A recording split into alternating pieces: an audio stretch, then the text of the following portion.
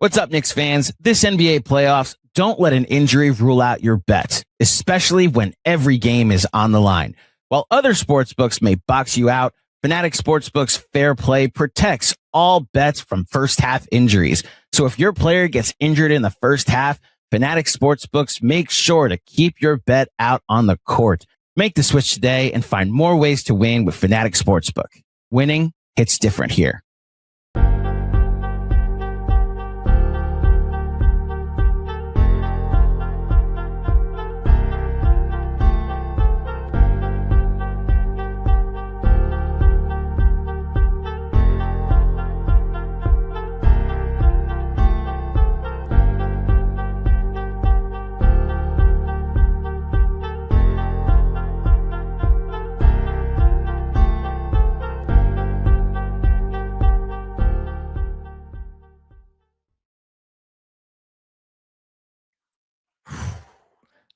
It is getting hard to try to find the words to describe what we are witnessing, but I'm going to try. Welcome to the Knicks Film School Postgame Show presented by Fanatics Sportsbook. It is your boy, Jonathan Macri, here with you as we today, on this Mother's Day, happy Mother's Day to all the moms out there, pay homage. That's the only term that we could possibly use. Pay respect, show appreciation, and frankly, marvel at a team that is doing things in a way that we have not seen before. Whether we are talking about here in New York, rooting for this basketball team, or frankly, any basketball team, because they had already reached unprecedented levels. And now today, as they stamped their ticket in both wildly ceremonious fashion and also completely just another day at the office, like this isn't surprising anymore fashion, they are going to their second consecutive Eastern Conference Finals. Let that sink in. Let that sink in as we celebrate, as I pour myself. I've been waiting all day to pour myself one of these, and it was well worth the wait. Here's what we're going to do. Gonna have a special guest joining us in a bit. But before we get there, and before we get to what I'm sure is going to be a very celebratory environment when we get to the Super Chats, I want to start by going through 7 things that to me define today, define where we are at in this season as Knicks fans, where this team has arrived at after a very interesting year, very interesting 2 years, very interesting 4 years, very interesting 6 years. Wherever your line of delineation is, whether it starts with Leon Rose, whether it starts with Jalen Brunson, whether it starts with Karl-Anthony Towns and Mikal Bridges, or whether it starts with Mike Brown,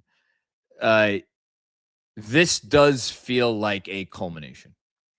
And so let's go through 7 things, one for each of the 7 consecutive playoff games they have won, something that no Knicks team in history, I will say that again, no Knicks team in history has ever accomplished before. This franchise has been around for 80 years. 80 years. I'm not even that old. They've never won 7 playoff games in a row. And so 7 for 7, I'm going through it right now, starting with number 1, which is, I think, the overarching feeling that I had waking up today, and it was the overarching feeling I had throughout watching this game, which I should probably say the final score. Actually, the final score doesn't even matter. Certainly wasn't indicative of how this thing actually... It's a 30-point win, not indicative of how dominant the Knicks were. This doesn't feel nuts.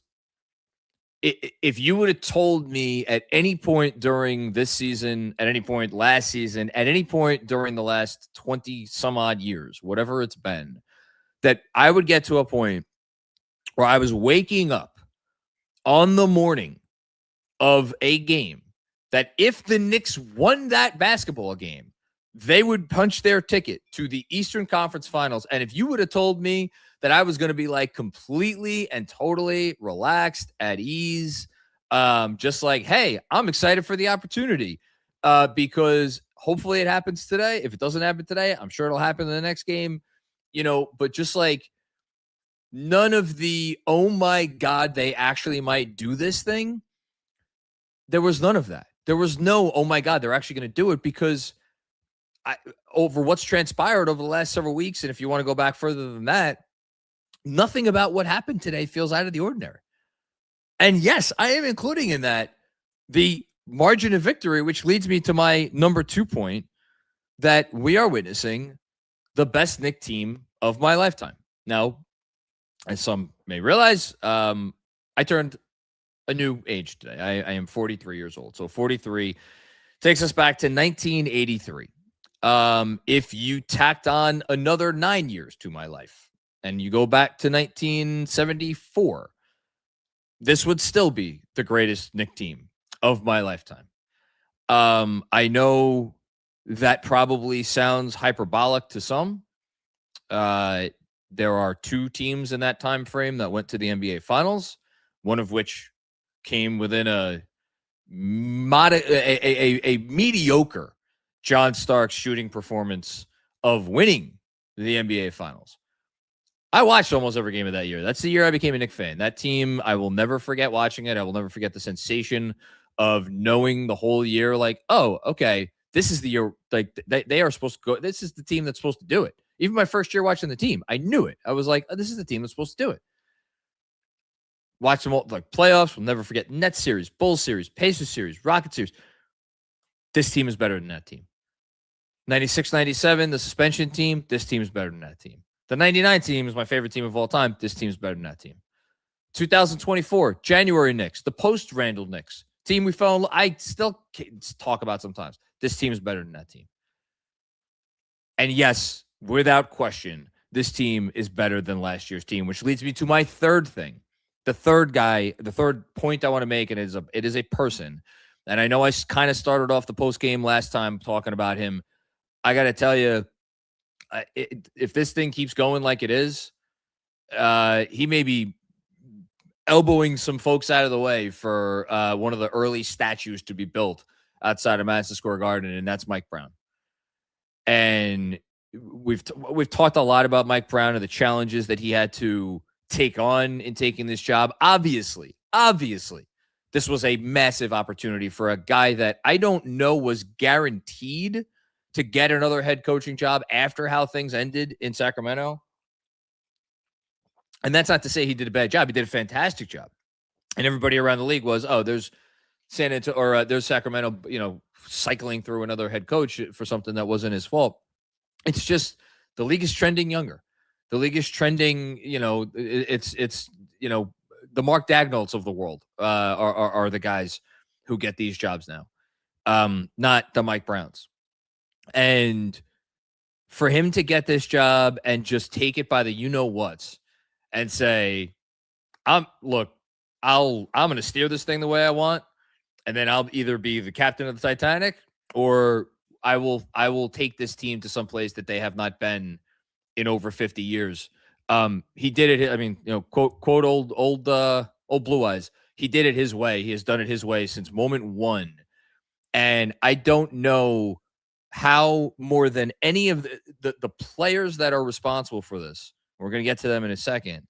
I don't know how you don't watch what's going on and think of Mike Brown first.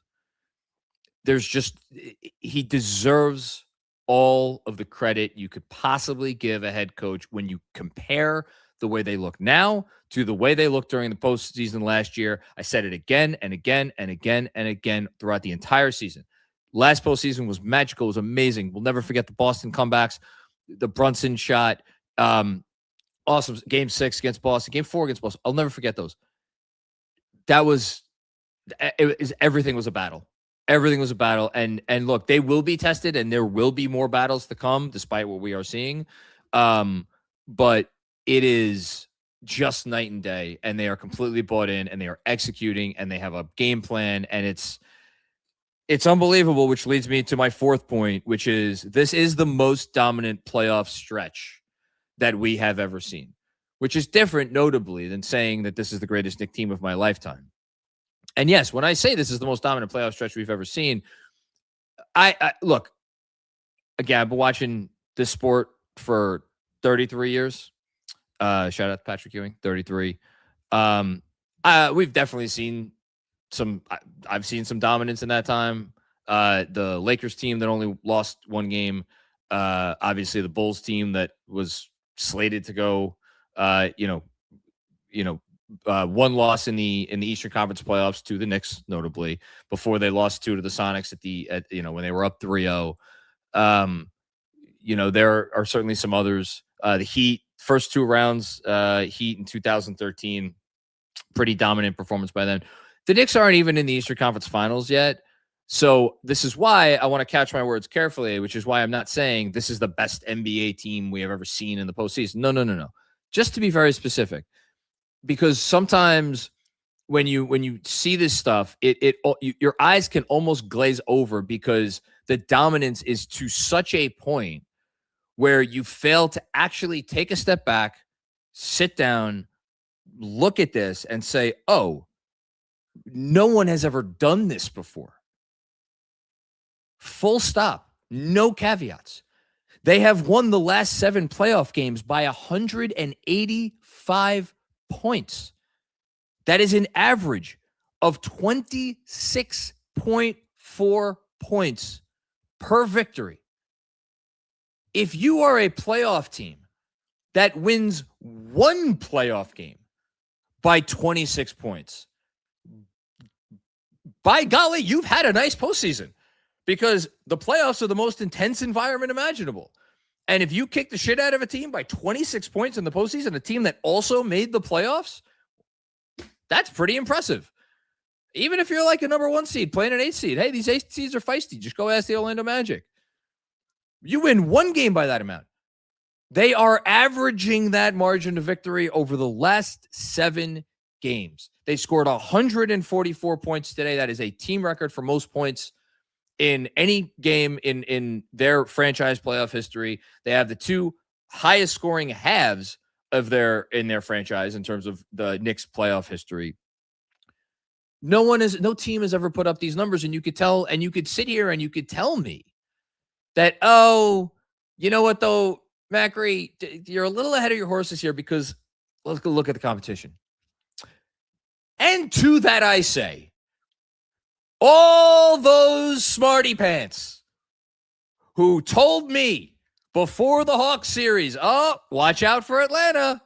I see you out there, Michael Pena. How you doing, buddy? It's not even a hot take. Oh, no, it's not, because it's ice fucking cold, buddy. Timmy Bontemps, Timmy Good Times. How's the peeping, Timmy? How's the peeping? Oh, peeping's not so good anymore. Sixers and 6. Oh, boy. And look, I'm having some fun with those guys and I respect what they do immensely. But and they weren't the only 2. There were a lot of people out there who thought Hawks would give the Knicks a series, and there were a lot of people out there who thought the Sixers could win this thing. Especially if you told them Joel Embiid was only going to miss one game. If you gave someone Joel Embiid's stat line tonight, and we're like, and it's okay, guess the final score. You think they would have guessed this? So, no, I'm sorry. I'm not going to apologize for what the Knicks are doing and the records the Knicks are setting because of substandard competition. Fuck off. You don't get to have your cake and eat it too. Shout out to Fred for his favorite phrase. So that's my number 4 point. Number 5, Karl-Anthony Towns.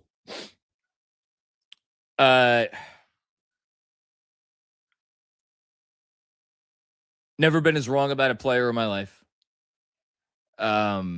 Did not think he had this in him. On multiple levels. Didn't think he had this transformation in him and didn't think he had the willingness in him to, I'm going to use the word because he did sacrifice, because he's not taking as many shots. Go back and look at Karl-Anthony Towns' field goal attempts over this playoffs. Has he had, I don't think he's had one game where he's attempted 20 field goals. And he certainly had several games where he's attempted single-digit field goals, including today, by the way. And I'll even add a third layer of that, I've never been as wrong about a player.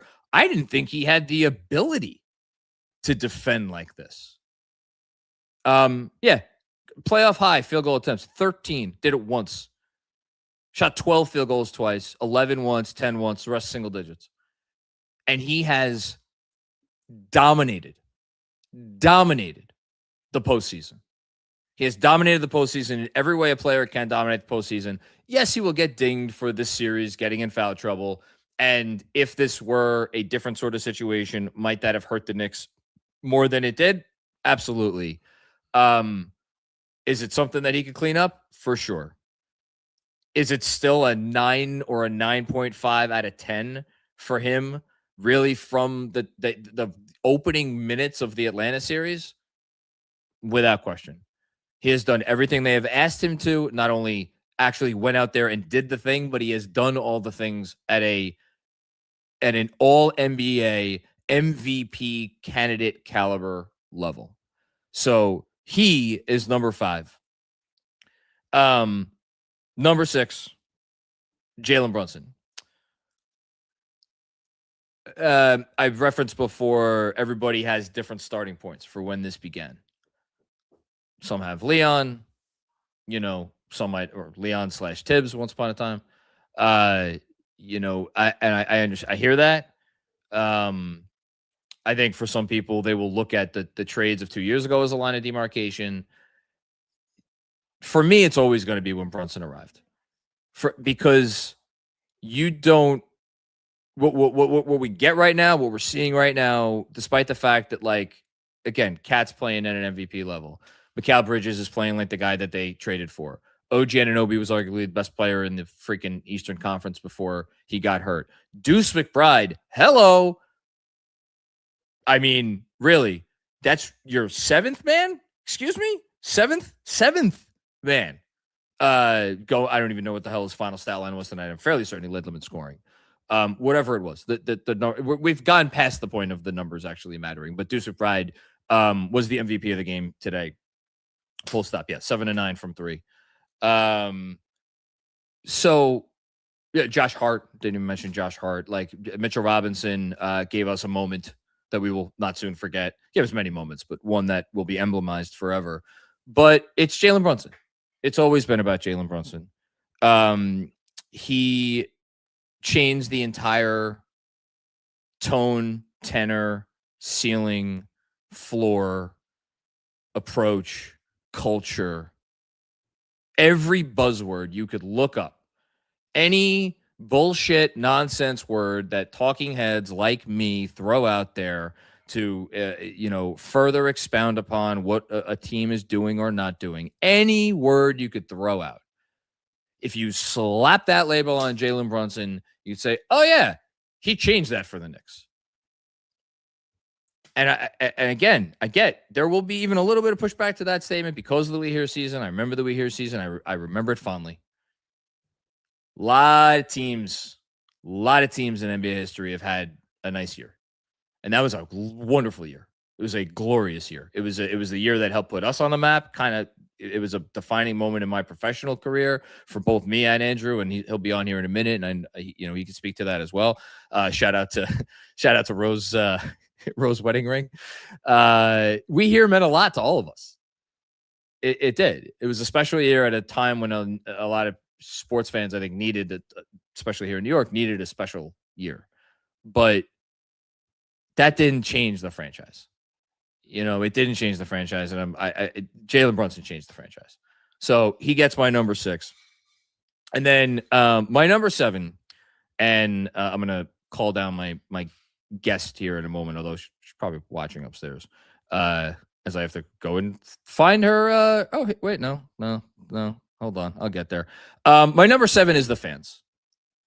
So what we saw today in Philadelphia is something that was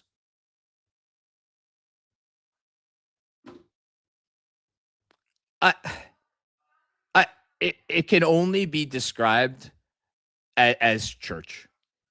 It's Sunday. I'm sure all those fine folks went to mass or wherever whatever religious institution they believe in and went to their services. But that was the church for today. So to see that representation from Knicks fans, whether they are from Philly or whether they are from New York or whether they are from Timbuktu, whatever.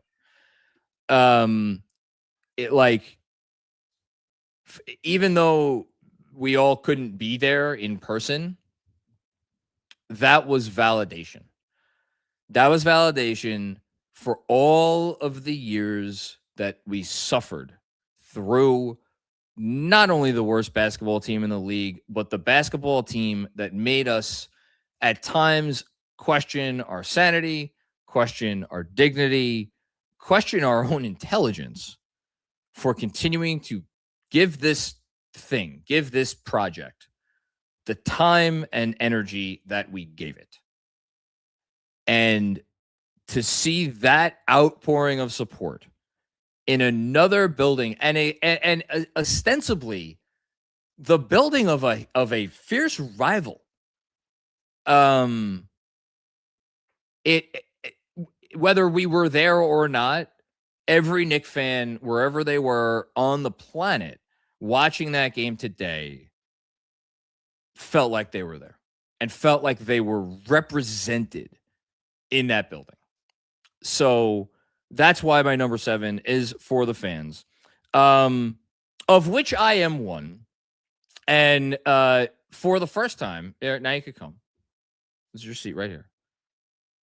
Oh my goodness. She's like so nervous. This is so funny. All right. So I'm going to move over and you're going to sit here and then you're going to get on the camera. Here, that's your seat. Okay. They can't hear you, by the way, unless the mic is in front of your face. All right. So don't move over here. You got to come on. We can both get in there. There you go. Okay. So that's my mom. That's Marcia Carousel, who I'm going to give the mic to in a second.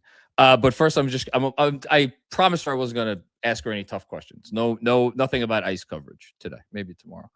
I wanted to get my mom on here, 1, because it's Mother's Day. 2, because if you enjoy the show and you enjoy anything that I do on the show, you have her to thank for it, because everything that I am is because of this woman right here. And then number 3, she was not a Knicks fan for most of my life. Is that accurate? That's accurate. She didn't care. She didn't know basketball from a football or baseball, whatever. But she always supported me in my endeavors, and I always appreciate that. What I'm here to say, though, is she started, because once Knicks Film School became a thing, started following along and started, reading my newsletters. And God bless you for that, because I write some pretty wacky stuff sometimes. I do. But you started reading and watching the post games and everything. But here's the thing. I would argue, because we watched a Mother's Day basketball game 2 years ago today. Maybe not today, because it didn't fall on May 10th, but 2 Mother's Days ago. I don't know if you remember this. We watched in the basement at Amity, and the Knicks got excuse my French, got the shit kicked out of them by the Indiana Pacers in Game 4, and it looked like they had finally run out of gas, and that was that. And you were obviously disappointed for me in that I did not have a better result on that was like my birthday game. But you were not like despondent yourself, because you had not yet crossed the Rubicon of fandom. And something changed last season. And I think it was early last season. And then you actually started watching the games. And you started, and I'll never forget it, because we went down to Florida last February. So a year and a half ago, we watched who's the first game? No, it was the Hawks game, that crazy Hawks game that went into overtime. Actually, there might have been 3 games. I think it was the Bulls game, the Hawks game, and the Cavs debacle that DJ did the post game for. My God. And I was the first time we had I'd watched games with you in that state and you were living and dying with it. I'm like, holy crap, my mom is a Knicks fan. And you were there for the Detroit game this year, the first game after that didn't go so well. No, you actually, I remember you were like hovering as I was doing that post game. And I looked over after I signed off and I looked at you and you were like, are you all right? And I'm like, yeah, I'm okay. I got a little heated. Good thing that didn't blow up. Anyway, so I'm here to say, if you are a Knicks fan out there who is happy that the Knicks are making their second consecutive conference finals, you have my mom, Marcia Carcel, to thank, because only since she has become a diehard Knicks fan have the Knicks been making conference finals. So I'm only going to ask you, I'm going to ask you two questions. One, how have you enjoyed being a Knicks fan? It has been amazing. It's an amazing ride this year. I mean, you're right. I was getting upset and I found myself pacing the floor. And I said, oh my goodness, here I am. I'm like Jonathan. I'm pacing the floor when they were, really losing or close. And I was getting very upset. So, but putting that aside, I want to say happy birthday to you while I'm sitting here. This is not about me. Okay, that's sorry. See, now you get the mic taken away. And then the second thing is, and this is the most important thing. This is what the people want to hear. Do you think the Knicks? It could just be a yes or no question. You don't have to give me any analysis. Do you think the Knicks will make their first finals since 1999? Meaning they would have to win the next round. We don't know, obviously, they're going to play Detroit or Cleveland. Do you think that they will make the finals? You don't need to give any analysis if you don't want to. Just give whatever you want to say. I'm going to say yes. A very strong yes. Oh, wow. Look who's here. Oh, we're getting 3 generations in the shot. Hey, Izzy, what's going on? Oh, my God. Everybody's here. How you doing? Okay. Sass, do you want to say anything? Hi. What do you want to say? What do you want to say? Happy birthday, Daddy. I love you guys so much. 3 of the 4 women that make my life amazing. I know I couldn't pay the 4th one enough money to come on this podcast right now, but shout out to Dolores. And now I'm going to ask you all to leave because I have to do the rest of the show. I love you all so much. One thing. Okay. Mom's going to hate you for saying that. She won't hate me for saying that. Listen, Dolores, if you want to come down and be on the first show that you've been on, my wife was on this show once before, but it was before we went on video, and I have a feeling she's not about to get back on. I think that's everything I wanted to say. And as I have to adjust my mic because something dropped down, I'm gonna. Oh, here he is. I don't know.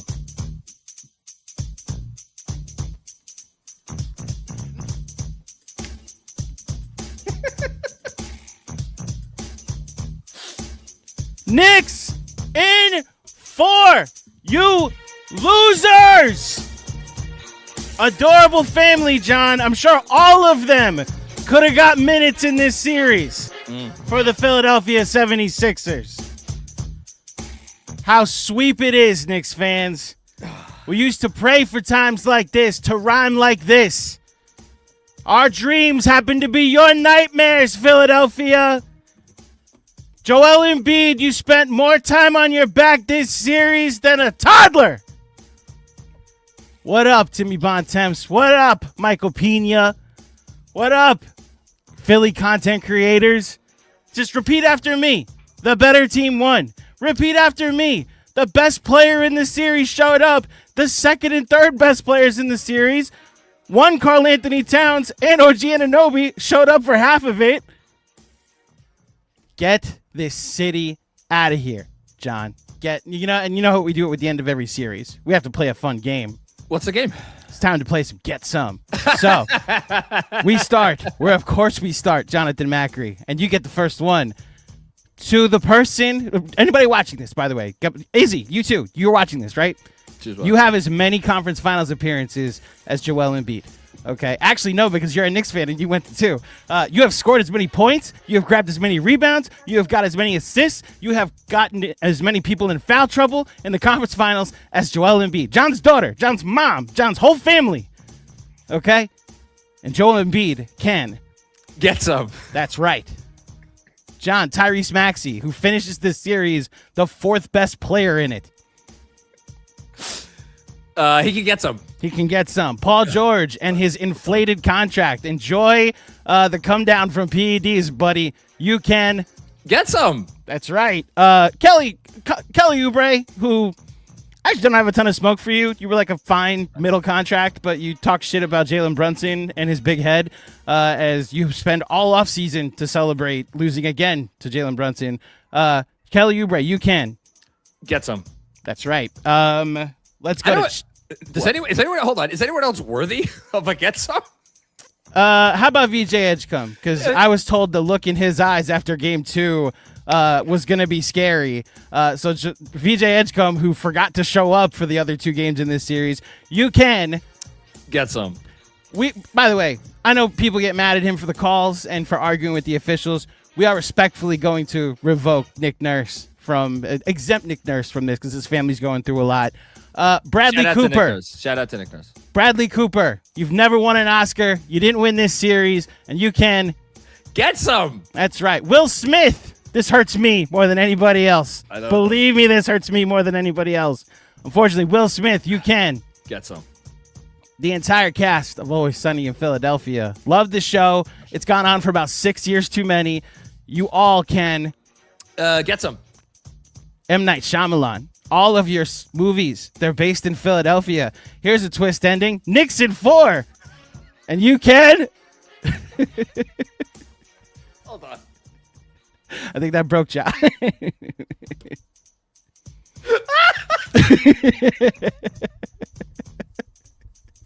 Okay. M. Night Shyamalan, you can get some. All right. While John's recovering from his laughter. Fine. Okay. Bryce Harper, you could get some. Chase Utley, you could get some. Kyle Schwarber, you could get some. Trey Turner, you could get some. Every Philadelphia Philly every person that's played for the Philadelphia Phillies, you can all get some. You said Chase Utley. Okay. I said Chase Utley. Him and his stupid face. Ryan Howard, that's another one. You can get some. Jonathan Macri, the New York Knicks are going back to the Eastern Conference Finals. And to the entire city of Philadelphia and anybody who doubted the New York Knicks, you hate your team that's won 2 Super Bowls, which makes it even funnier that you thought this Sixers team, this one of the 6 Sixers that were available for this series, that you thought they were going to have a chance against this juggernaut in New York. You can all get some. That's right. Shout out to the New York Knicks.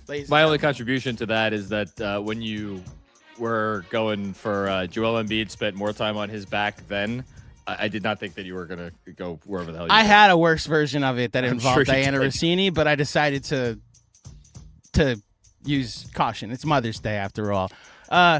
So here's the thing about our squad bet. The New York Knicks just don't care about our squad bets. No, they don't. Just do not care. Although it's kind of ironic that how many deuce 3-point or deuce points things did we put in squad bets in this series before this game? So it was just game 3 that we did a 3-point squad bet. It was just game 3. Now here's the funny part. Points at some point during the Atlanta series or something? I was pushing. Oh, during the Atlanta series, I'm sure we did something. But I'll just say this. We're going to talk about our squad bet presented by Fanatics Sportsbook. It is the smartest way to parlay. For those who are tuning in for the first time, a squad bet is where you pick a category and a target, a statistical category and a target. You can pick 3 to 6 players to reach said target. We picked for this game, for Game 4, closeout Sunday, Joel Embiid, Tyrese Maxey, Jalen Brunson, and Mikal Bridges to get 100 points. I will say, last game, this didn't hit, by the way. Tyrese Maxey, whether you want to blame it on his finger or the fact that he's actually not that good, Tyrese Maxey just did not have the greatest series possible and did not help us with this. Nor did Mikal Bridges because his team was up by 800 points. I was about to say, 2 of the guys that we picked played 28 minutes in the basketball game. Yep. And Joel Embiid's And same with Joel Embiid, by the way. right. So like Embiid, I was in the third quarter rooting for Embiid to get his foul calls because it's the only way we were going to get our points. Last game, we took a squad bet of Paul George, Tyrese Maxey, and Deuce McBride to hit 9 total threes. And I'm here to tell you, Jonathan Macri, in this game, Tyrese Maxey, Paul George, and Deuce McBride hit 9 total threes, 7 of which were by Deuce McBride. I mean, so we were one game off. Like there's a lot going on today, and like the Knicks made the conference finals, and obviously I went through a lot of things, and Knicks fans are probably justifiably feeling as good as, I mean, if you're a Knicks fan that was not alive or does not remember 1970 or 1973, you can credibly say that you have never felt like this as a Knicks fan, despite the fact that there's 2 more rounds to go, obviously, including a round to get to the finals where they have already been twice since they last won a championship. With all that said, you can sit here and say I've never felt this good as a Knicks fan. I think that is allowed. Ricky Sanchez and his rights can. Oh, they could get some. Sam Hinkie. He Sam tried. Hinkie. He tried, but he could get some. He can get some. Has never gotten a job since then. Mike Schmidt. I'm familiar enough with his work to say that he can get some. Yeah, he played baseball. I know. Continuing talking about, yes, you've never felt like this if you're a Knicks fan. Absolutely. You've absolutely felt like this if you're a Sixers fan, losing in the playoffs. We are going to transition, though, from talking about squad bets because we have a very special announcement. Fanatics Fest is this summer, Knicks fans, from July 16th to 19th. They moved it a month later, obviously because they knew the Knicks parade would not be something you want to compete with. So they Parade's moved going it to last a month. Exactly. I mean, you joke, but also it might. July 16th to 19th. And here's the deal. For the remainder of the postseason, whenever the Knicks win, this is our promo code of 20% off. Knicks win 20. So use this and you get 20% off your purchase, whether single day or full 4-day purchase on tickets. So get your tickets now at fanaticsfest.com. The link is in the description of this episode. To be clear, the code works on days the Knicks win playoff games, right? Right. Okay, so it's live now. Yeah, so you're going to go to, what is it? What's the website? Fanatics Fest? Fanaticsfest.com. And you get your tickets now, but if you put in Knicks win 20, you're going to get 20% off. This is only going to be valid on, so you will only have 8 more chances to use this code, but if you want to use it now, just to get it out of the way, you could use it now and get 20% off your Fanatics Fest tickets. Again, Knicks win 20. Somewhat burying the lead, Knicks Film School will be recording a live podcast from Fanatics Fest this year. Jonathan Macri will be interviewing potentially somebody from the Knicks, maybe somebody from a Knicks in the past. We'll see. We will keep you updated on the exact date. The Knicks are a little bit busy, so booking things might be a little difficult, but we will absolutely keep you posted. But get your tickets now at fanaticsfest.com. I'm all over the place. Two more things. Two more things. We have to shout out a merch drop that happened. This is a big one. Knicks Shout out to Film School Mark. Playoff merch. Go ahead, John. Mark Roskis. Mark is he produces a lot of the shows here. Him and Kev. Shout out to both of those guys. Mark is also a bit of an artiste when it comes to the old computer. So we got a impromptu text. I think it was yesterday from Mark saying, "Hey, I was messing around and I did this thing. What do you think about it?" And all of us were like, this needs to go on a t-shirt immediately. And so here we have it. The piece de resistance, I don't think I pronounced that correctly. Mitchell Robinson dunking all over Joel Embiid. We have, of course, made our version of that piece of artwork, put it on a t-shirt, which is available right now at knicksfilmschool.com, which is, by the way, I haven't announced this yet because I've been a little late getting around to putting actual stuff on it, but we have a new website, knicksfilmschool.com, and we're actually going to be getting that kind of really up and running in more serious fashion soon. But for now, it's where you can find our merch. The link to this t-shirt is in the Where is it, Andrew? It's been in the description of this There you episode for literally every episode that's dropped over the last 2 years. We literally just got this up like a couple hours ago, and I was hosting Mother's Day here, so I have not gotten a chance to put in my order yet. I will be ordering this before I go to bed tonight. Yeah. Absolutely. AJ Brown in his final few months in Philly. Someone needs to update me. He was gonna get traded and then he didn't get traded. I don't know. I don't know the full mechanics, but Okay. there's like a point in the NFL schedule, whether it's like when the league year resets or when cap money shifts, where his cap hit won't be as big if he gets traded. So they're waiting until after that to trade him to Mike Vrabel's team, as reported by former Athletic reporter Diana Rossini. And then is he going to start dating her? No, I assume he's got a whole ass family, and that's not like a requirement when you work for the Patriots is that you date Diana Rossini. I just was asking a question. Yes. I think that does it, John. Oh, wait, that's right. There's one more thing. Happy birthday, Jonathan Macri. Let's get those put birthday cake emojis in the chat. Put the number 43 in the chat. So your 30, the Knicks won by 30 for your 30th birthday happening for the 13th time. So I am not gonna lie. There was a moment today where I did embrace not only my birthday, but the fact that it was my 43rd birthday, because when they were, so you'll appreciate this. They were in the third quarter, early to mid third quarter, and Delore was like, "When will you relax?" And I said, "When they go up by 30, I will relax." And they got it to 28, then they got it to 29, and then my sister-in-law Angela, shout out to Angela, was like, "It's 29, it's 1 point away." I'm like, "No, I have to get to 30." And then they got to 30, and I'm like, "Okay, I'm a little bit more relaxed." A little bit more relaxed. And then it kept going. And then I'm like, at some point, I think maybe end of the third quarter, beginning of the fourth quarter, I'm like, I want them to go up by 43 points. And that was all I wanted to see. And then for anybody who remembers this, they got up to by 42. They missed a couple, by 41. They missed a couple shots. And then I think it was Alvarado hit a 3 to put them up by 44. So they skipped right past 43. Very disrespectful of them. And I was like, oh, that's okay. But then the Sixers scored, and then they came back and Sixers scored a 3, and then they came back and scored a 2, and it was briefly a 43-point game.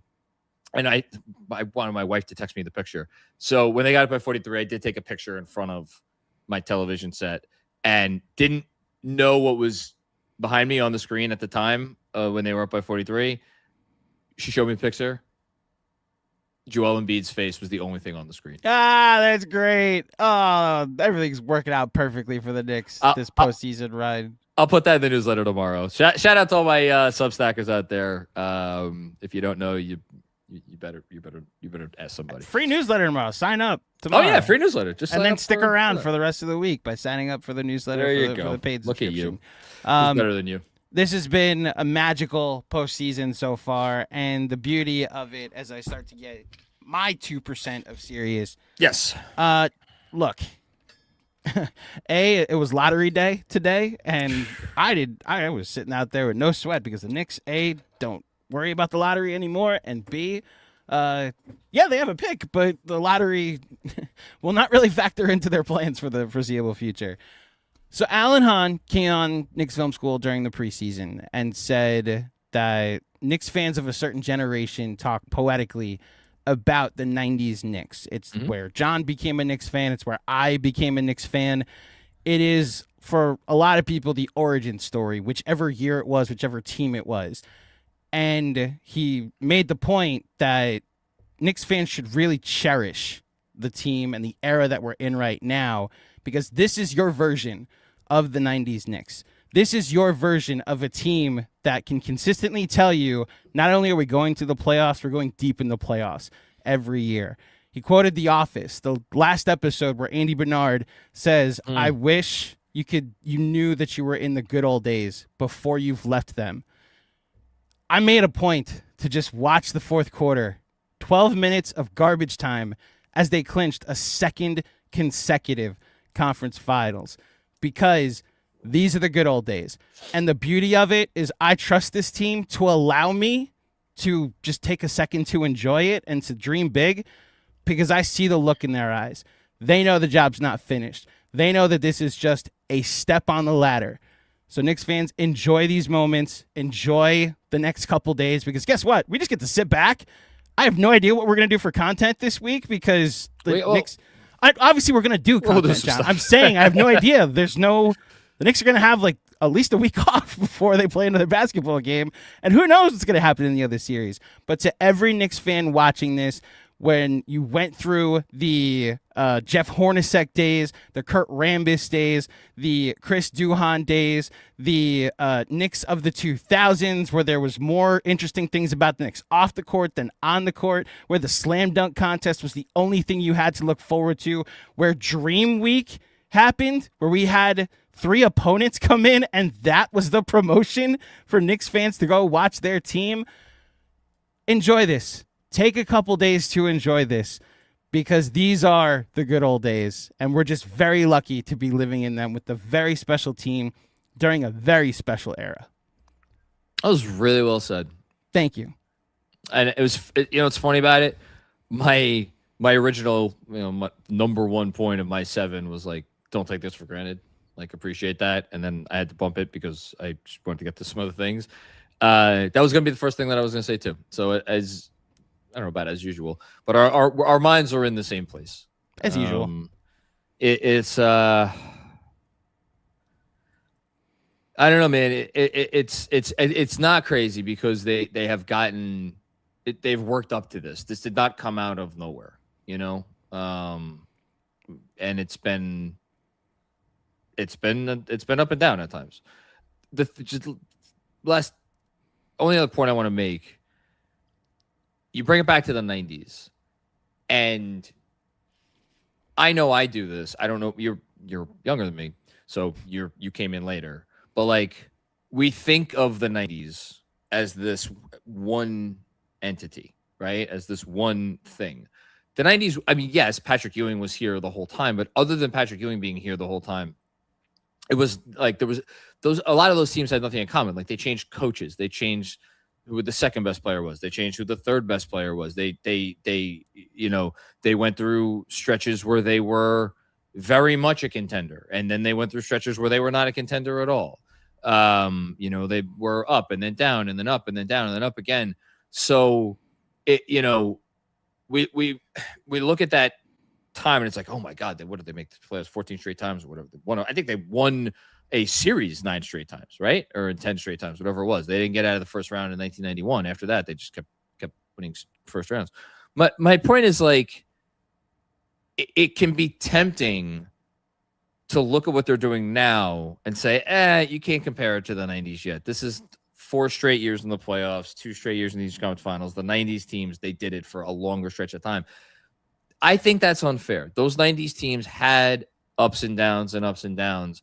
Number one. Number two, it's a lot harder to stay good and relevant and this good at this high a level in the NBA today, because they literally rejiggered every freaking rule to ensure that there is parity.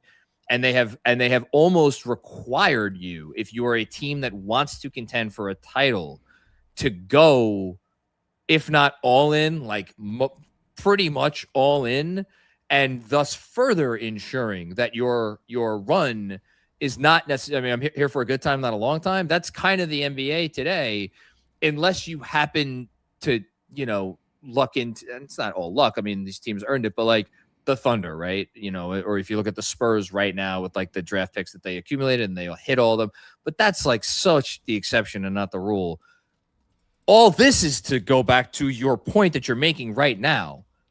This is all the more reason to appreciate what we're seeing right now, because we do not know how much longer it is going to last. And I understand that we walked all over the Sixers and they, I don't know. I have never listened to a Sixers podcast in my life. I might go tap into one after this, because I just want to see, is the conversation going to be about the basketball team, or is the conversation going to be about the fact that them as a city, as a fan base, kind of got, I mean, that was a low moment for them. Are you aware of what happened in hockey this weekend? I'll be honest, I'm not. So the Sixers just lost today, being swept in the second round by the New York Knicks. Yesterday, the Philadelphia Flyers were swept in the first round by the second round by the Carolina Hurricanes. So, this whole weekend, the 2 elimination games to avoid off sweeps were on the table for Philly. And apparently, the new way to spell Philly is with 8 consecutive L's. Anyway, I could have just said what he said, but really, don't take it for granted.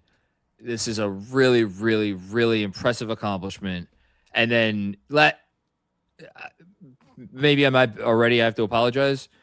Nowhere in the 7 things that I talked about did I explicitly have a point about Leon Rose. And it's because I just, again, wanted to get some other things. It's really hard to build a team in the NBA that makes consecutive conference finals. Go look over the last 10, 15, basically the modern era of NBA basketball, and you could look at some really, really high-level teams that made a mark, like the Dame Blazers, for instance, is just one that comes to mind. There are certainly other ones that never made it to consecutive conference finals. The fact that Leon Rose did that deserves a lot of credit, but the fact that he did it without a single draft pick, other than RJ Barrett, who was here before he got here, but he did not ever have a pick in the top half of the lottery. Obi, but that not was top half of the lottery. Top half of the lottery, you're saying? Okay. Not top half of the lottery. So they didn't technically, weren't they? So they were 9. They jumped to 8, and then they took it 8. Never mind. You're right. I forgot about what the mechanics were on draft night. You're right. Yeah. So again, that's he had all his picks to work with and the whole thing, and he had some talent on the roster, obviously, but that's hard to do. That's really freaking hard to do, especially considering either team that they're going to play in the next round, whether you want to talk about the Pistons, Cade, Jaden Ivey, remember him? I mean, he was a top 5 pick. Asar Thompson, hold on, they had one other really high. Ron Holland remember Ron Holland? Mm-hmm. He was a pretty high pick. I forget exactly what he was, but he was a high pick. I'm forgetting someone else who was a fairly high selection. And then Cleveland, Darius Garland, Evan Mobley, those guys were super.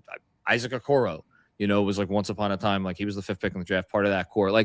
These teams had the benefit of those multiple bites at the apple. Leon Rose didn't have that. The name you're thinking of is Killian Hayes. That's it. Yes. Shit. He's not in the league anymore. He might be in the league. I think he signed a contract at the end of the year. I forget if I vaguely recall. Allen Iverson. Is he on the Sixers? Or excuse me, he might as well be on the Sixers. He was on the sidelines for game 3. I'll tell you that much.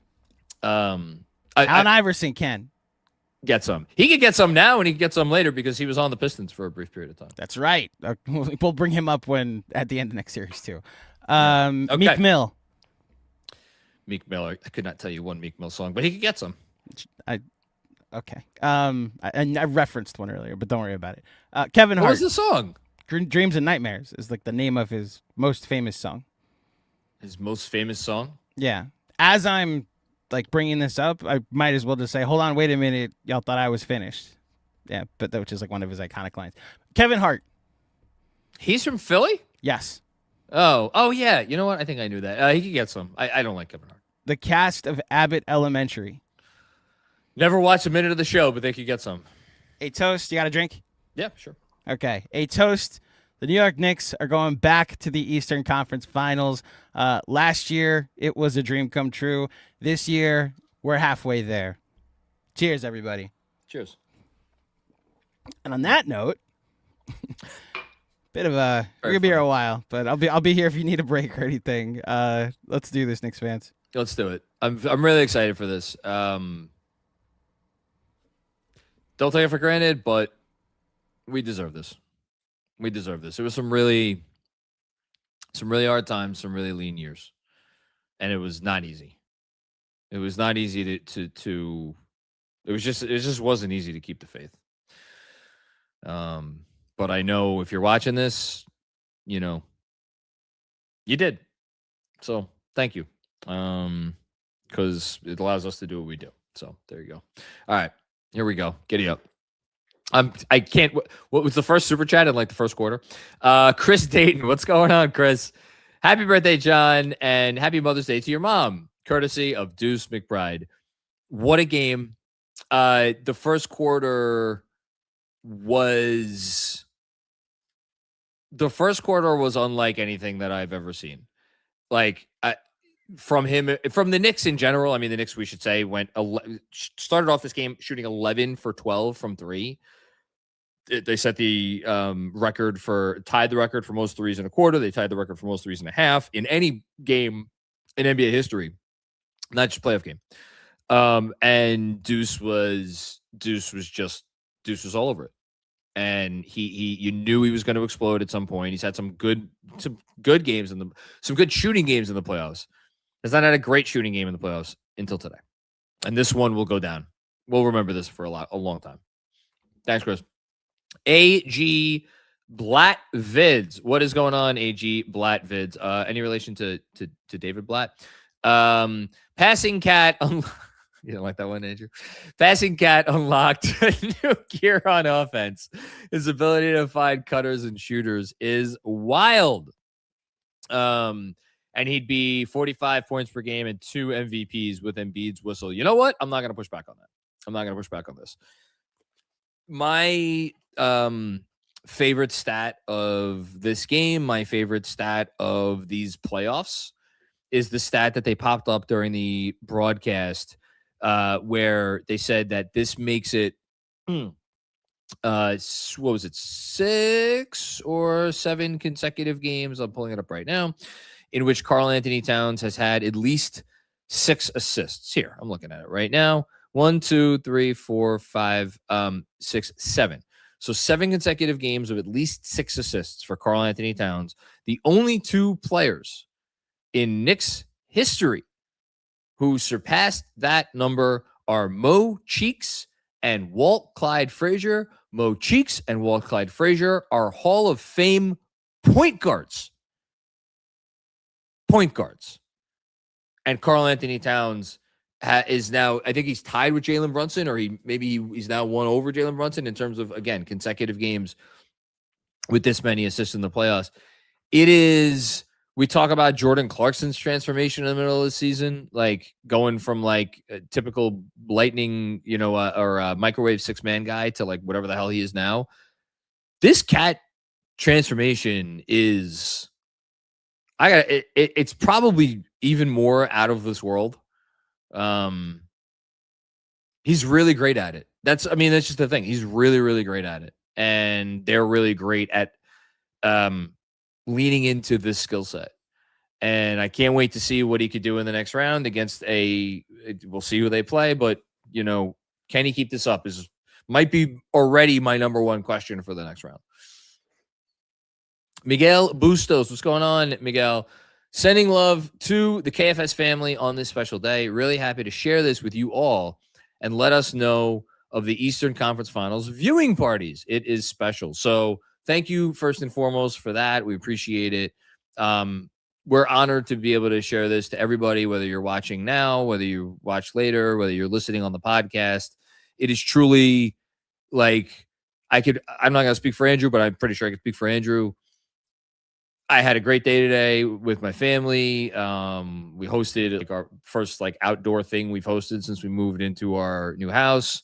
I was at the grill, the whole thing. There was no part of me that was not utterly like so excited to get on here and do this after the game and to hopefully celebrate with Knicks fans everywhere. As far as Eastern Conference Finals viewing parties in person, stay tuned. We'll, I'm sure, have an announcement at some point in the near future. In terms of watch-alongs, we'll be doing watch-alongs for every one of the every game they play the rest of the year. So there you go. Thanks, Miguel. Jack Corcoran, not just a sweep, but a belt-to-ass sweep. Rest our legs for the next round, which will be a war. Is it crazy to say this is the best Knicks ball since 1973? Let's go Knicks. No, it's not crazy. I said it. I don't think it's crazy at all. Now, does that put pressure on them to make the finals? Yeah. It puts as if there wasn't already enough pressure. I mean, there's going to be a lot of conversation. Now, look, last year they started naming street signs after the team. Maybe don't go doing that just yet. Maybe wait this time around. But yeah, there's never, here's the thing. I feel like I'm channeling Michael Pena with this isn't even a hot take. I really genuinely don't believe it's a hot take to say this is the best the Knicks have played since the championship era. Like, if you're going to say this isn't the best basketball the Knicks have played since the championship era, then you have to bring some real evidence. And it can't just be, well, they made 2 finals and this team hasn't made the finals yet. I don't think you could do that. Like, I think qualitatively, this is just better than anything those teams have done. Those teams did, excuse me. Thanks, Jack. Kevin Danishevsky, what's going on, Kev? Congratulations to you today, my friend. Happy birthday, John. Best Knicks team since 94, and it might be better. Brilliant series from Brown. Love Cat as a hub. Detroit would be a tough test, but I have faith. Well, let me just say, and I'm happy. I don't know if any Detroit content creators are watching this. Feel free to pull this and use it as fuel or whatever. I am actively rooting for the Cleveland Cavaliers to win tomorrow night because I want that series to go as long as possible. I do not want that series to end in a short series. I want those teams to kick the shit out of each other as much as possible. And I want them to be kind of coming into the Eastern Conference Finals, maybe not on fumes, but having, really been through it. I don't know that I have a lot of faith in the Cavs to do that. If it is Detroit, whether Detroit wins this Eastern Conference Final or the Eastern Conference Semifinals in 5 games, 6 games, or 7 games, I really do think that's going to be a tough series. I think Detroit has some real things that they could do to frustrate the Knicks, and I think the Knicks are going to have to overcome those things and figure out how to deal with those things. I will also just say there is zero part of me that thinks the Knicks should lose that series. Or frankly, that the Knicks will lose that series. Like, I think that they have reached a level where for all that Detroit could do to fluster them, and Detroit will fluster them in certain respects, I think that the Knicks will just figure out a way to overcome whatever that is.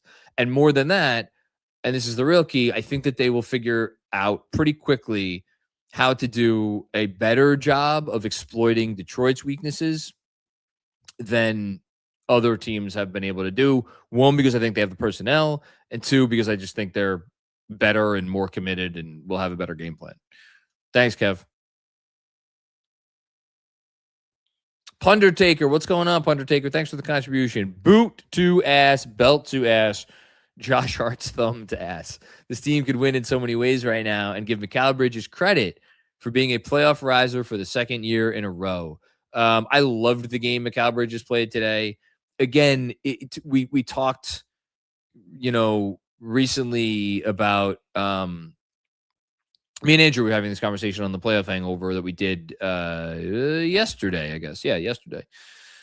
About Mikal Bridges and being worth the picks and is he a role player? Is he not a role player? What is a role player? Today he scored 12 points, on however many shots, 6 of 10 shooting, 6 assists, 4 rebounds, 3 steals. Again, this was everything you want from Mikal Bridges. Everything you want. Doesn't matter he scored 12 points. It's a great game for Mikal Bridges. Everything he has done since Game 6, or starting with Game 6 against Atlanta. All the credit in the world to him.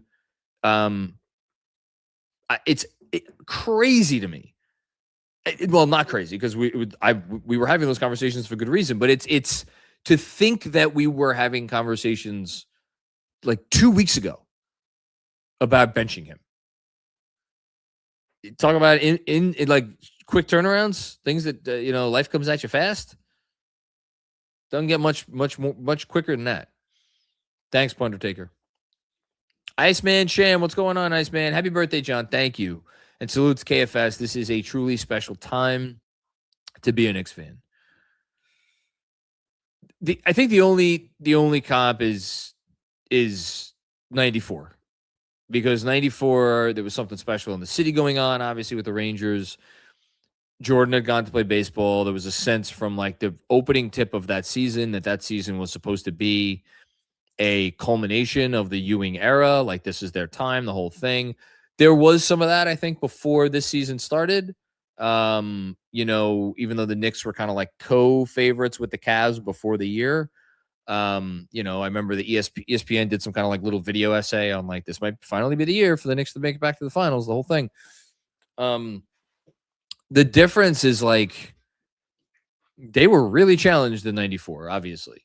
They needed help of a call from a referee to win a key game against the Bulls. That series still went 7. And then obviously they were down against the Pacers 3-2. Now we'll see what happens in the next round, but like, they were really challenged and they did not, I don't even, off the top of my head, I don't think there was a ton of blowouts in that series, in that playoffs. So this is up there with anything, that I've ever experienced. Another one from Iceman. I wanted Mike Brown and Bridges out of here after game 3 versus Atlanta. But man, do they deserve their flowers. That trap scheme has had Maxey all out of whack. I think what the Knicks were able to, I don't actually, I don't know what will be the defining story of this series. Will it be their ability to completely stymie Tyrese Maxey? And will that be overshadowed by talk about Tyrese Maxey's injury to his thumb or whatever finger it is? Or will the story be the Sixers' complete and total inability to guard the Knicks? I think when you look at the fact that the Knicks in this series had a game where they scored 100 and what did they score today? 144 points in a game where they scored 137 points. I think it's probably going to be the offense. Funny, the Sixers, this is their high point total of the entire series because they scored, 31 in the fourth. I think it's probably going to be the Knicks offense or just their dominance. I don't know. Whatever. Thanks, Iceman. Vass Callow, what's going on, Vass? What an absolute joy to see this team click and dominate these bum-ass Philadelphia jesters in 4 games. Bring on Detroit or Cleveland. Happy birthday, John. Thank you. Thank you very much, Vass. I appreciate that. Absolute joy is the right term. Can't wait for the next round. Can't wait for the next round to start. Look, the Knicks now have an opportunity to go to the NBA Finals. And they will be favored to go to the NBA Finals, regardless of who they play. As they should be. Thanks, Faz. Jibo, what's going on, Jibo? I'm 50, and this is the best Knicks team of my lifetime. Okay, so he's got a few more years on me, and he's saying the same thing. Kudos to Brown for unlocking Cat and thus this offense. I was really hard on him in the Atlanta series and should be just as emphatic with praise. I mean, they haven't lost. They haven't lost since game 3. You keep winning games. It's all you could do. The praise, the apology needs to be as loud as the disrespect. And I was mighty disrespectful after game 3 of the Hawks series. I was angry. I was frustrated. And I just didn't have faith in him. I had lost faith in him. I said, okay, lights are bright. It's the Jared Allen line. Lights were a little bit too bright. Felt like the lights were a little bit too bright for Mike Brown. And what has he done then? He's won 7, or his team has won 7 playoff games by 185 points. So I think they call that a response. Hush Zoo, what's going on? Hush. Could not have asked for a better Sunday on the Lord's Day. He blessed us with a Pacer blunder and the Nets' 6th pick. Knicks game was the cherry on top. Look, it's always fun to laugh at the Nets. The Pacers thing, I didn't want to interrupt his flow earlier, but the one thought I had during what Andrew was saying was about like getting to sit back and relax during the NBA draft lottery. I think not only the Knicks, I think the entire Eastern Conference should like not let out a sigh of relief, but like, maybe say a small prayer to some God that you believe in, that the Pacers did not get that pick. Because if the Pacers would have gotten the top four pick, which they would have kept, that was the deal they made with the Clippers for the Zubac trade. They were either adding a potential all-star caliber prospect, or they would have ammunition to further upgrade their team. And they're going to be back next year, and they're going to be really good, and they're going to enter the season as one of the best teams in the Eastern Conference. So, again, we're not getting ahead of ourselves, but it's never too early to think about what's going on with the competition. And better that they did not get that pick for sure. Thanks, Hush. MJ Sanacor, what's going on, man? Or Madame. First time super chatter here. I just want to say happy birthday, John. That's very kind of you. Thank you very much. You and KFS revived my love for Knicks basketball post dark ages. This run has been euphoric.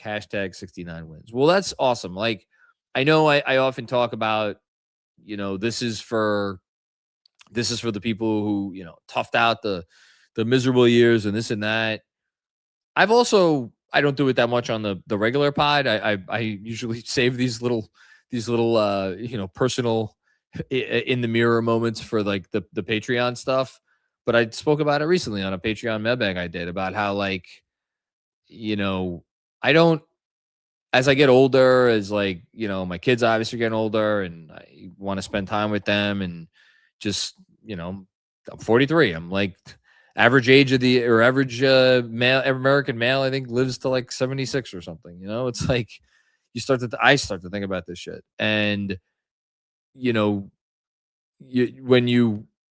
the older you get, it feels like more things compete for your time. Like, I don't blame any Knicks fan. Like, I see those tweets that go around like, oh, if you weren't rooting for the team and that, when they were putting this starting lineup out there, then like, don't bother celebrating now. Like, I can't get on board with that stuff, because if you tapped out during the, fucking Lou Amundsen years, or when Phil Jackson was like running the franchise into the ground, or Isaiah Thomas, or, Larry Brown chicanery, or Scott Layden, the most boring 39 win team in the history of basketball, or what was that, 02, 03 or something like that.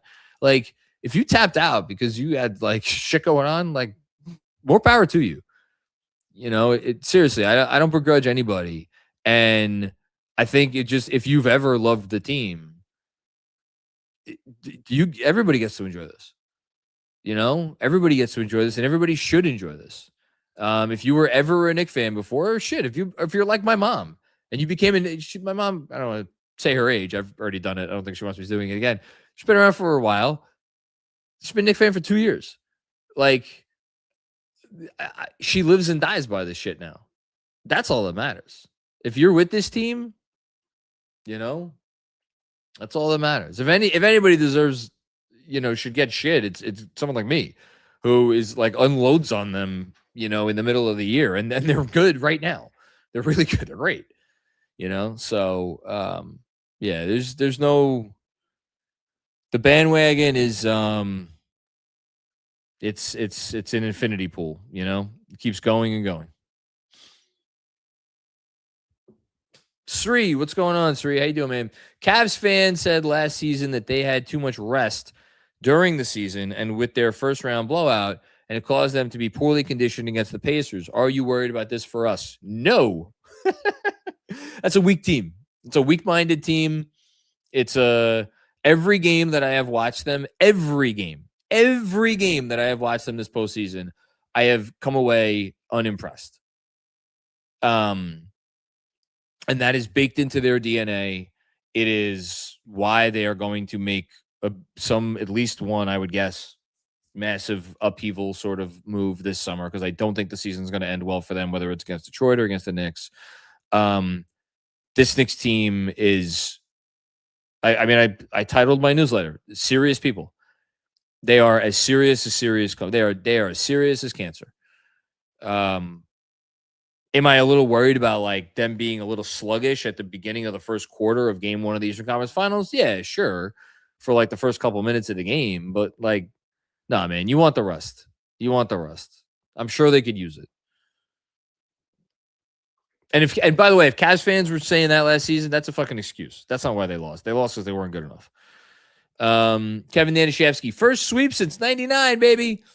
Not true. They swept in 2000, although it was just the first round. Love Deuce McBride, our homegrown guy coming through. Would have been a 70-point game without Joel's grifting. So freaking grateful. Yeah, it's great that longest tenured Nick, Mitchell Robinson, second longest tenured Nick, Deuce McBride, third longest tenured Nick, Jalen Brunson. All three represent different things to this team, to this fan base.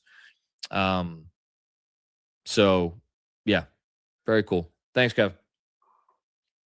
Mr. Fabro, look, I know this joke has been beaten to death, but that was pretty damn likable. No, man, it's never gonna. If they win it, man, if they win the freaking title, they'll be putting.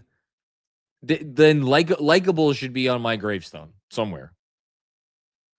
Likable husband and father. You know. What do you want me to say? They're incredibly likable. Doesn't get much more likable than this. Thanks, Mr. Fabro. May Westerland. Please read this like Larry David. I'm going to try. I don't do impersonations very well. I'm feeling pretty good. Pretty good. Let's fucking go, Knicks. Well, Larry David's a Knicks fan, right? He's a Knicks fan. Yeah. Let's get him on the pod. I'm sure he's not doing anything. Mr. Fabro, thanks for the contribution here. Another one for good Eastern Conference Finals vibes. Happy birthday, Macri. Thank you. Thank you very much. Appreciate that, Mr. Fabro. Thanks for being a part of all these post games. You are a very frequent flyer here at Knicks Film School, and we do appreciate it. So thank you very much. Dennis DiSabato. What's going on, Dennis? Pretty good birthday gift, Macri. More than 14 minutes of garbage time. Philly. That's with 1, 2, 3, 4 L's. That's 4 straight L's for you counting at home. Love me some stress-free hoops. I could sit here and be like, well, it was a little stressful. Actually, here, okay, truth be told, first of all, it was a great birthday gift. And you know what made it such a perfect birthday gift? Here's what made it such a perfect birthday gift. The Knicks, this wasn't Hawks game 6. Hawks game 6, they went up. I mean, I should go look at it right now. Hawks game 6, they went up. I will pull it up right now. Like it was, yes, they went up by 20 or whatever it was in the first quarter, or 40-15. So really, like 25-point lead, first quarter, and then I'm looking at the play-by-play right now. Yeah, they were up by 30 points less than 2 minutes into the second quarter. So there was like the Hawks fans knew after 14 minutes of gameplay, oh, this game is over. Today, the Knicks actually allowed, because once the Knicks scored whatever it was, 43 points in the first quarter, their defense, like, don't get me wrong, was still excellent. They still got like timely steals and like all that stuff. But like their defense, I don't want to even say relaxed, but like, you know, the Sixers started scoring baskets here and there. And the lead stuck basically at 20 points for like end of the first quarter, the entirety of the second quarter. And then I'm looking at it right now. The lead was, all right. It got out of hand like midway through the third. That's when they went up by 30.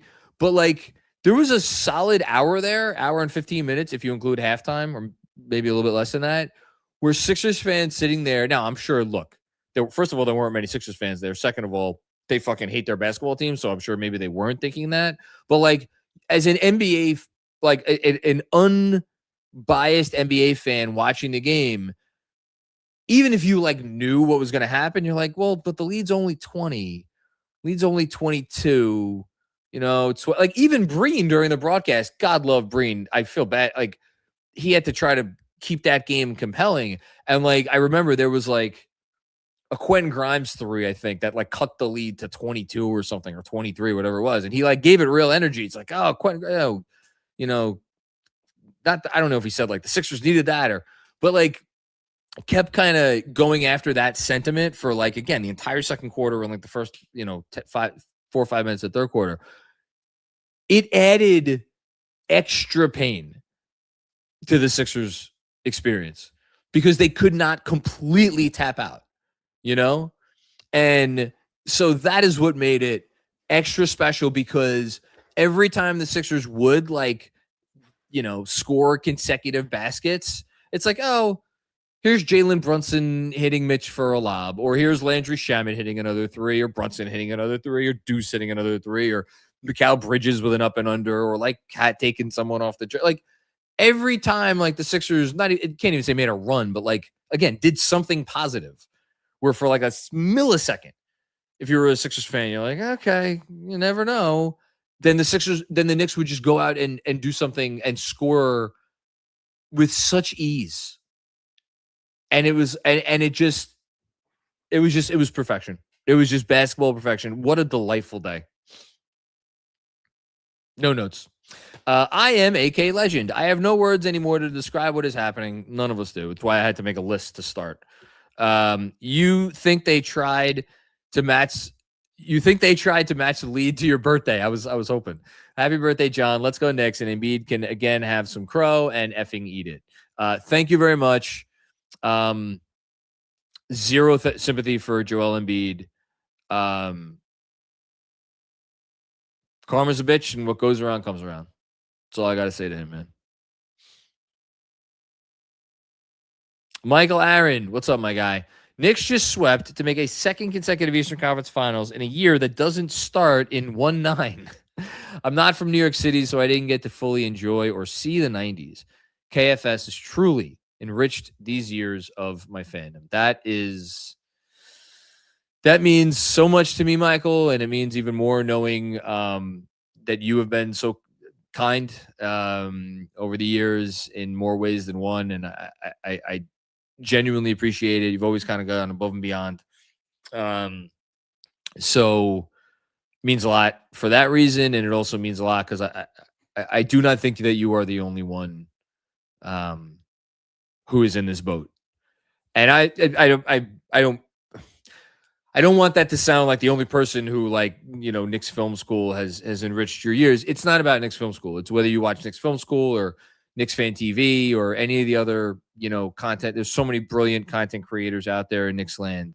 Like, if you're from somewhere else and you don't live in New York City, or even if you've never lived around New York, and just, you're staying connected through those of us who take the time to do this, I could speak for all of us and say that is the thing that means the most.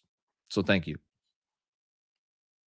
Finel, what's going on, Finel? GMAC, please play the Elmo song.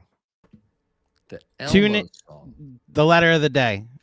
John, it's the letter of the day. Oh, yes, the letter of the day. Tune in later this week. It's already booked for the Knicks Film School exit interview. Are we allowed to hear who you got? Oh, it's Trill Bro, dude. It's the same person I had before the series. Yeah. Just making sure. Wanted to make sure it's someone that we respect here in Knicks land. That may be willing to come on again at any point in the future. That wasn't... listen, it's good that we're motherfucking other teams' content creators now. Yeah, tune in later this week, Finel. I got you. Oh, Justin. Hey, KFS. My mom died around this time 2 years ago. Just wanted to say thank you for all that you've done, and that the Knicks are going to the finals. Justin, I'm so sorry to hear that.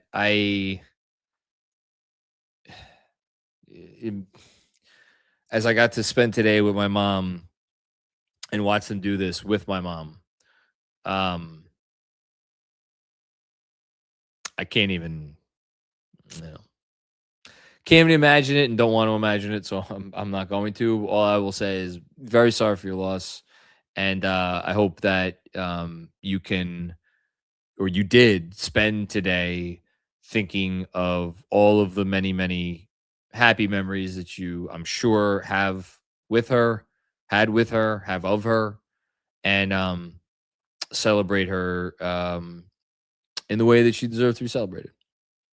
Thanks, Justin. Appreciate you, man. Brad Shanker, thank you so much for the generous contribution, Brad. Happy birthday, Macri. I'm 30 today. Oh, wow. That's awesome. I remember when I turned 30. That was fun. Happy birthday, man. Couldn't ask for a better present than this. In awe of this team. Well, always appreciate a fellow Taurus. 30.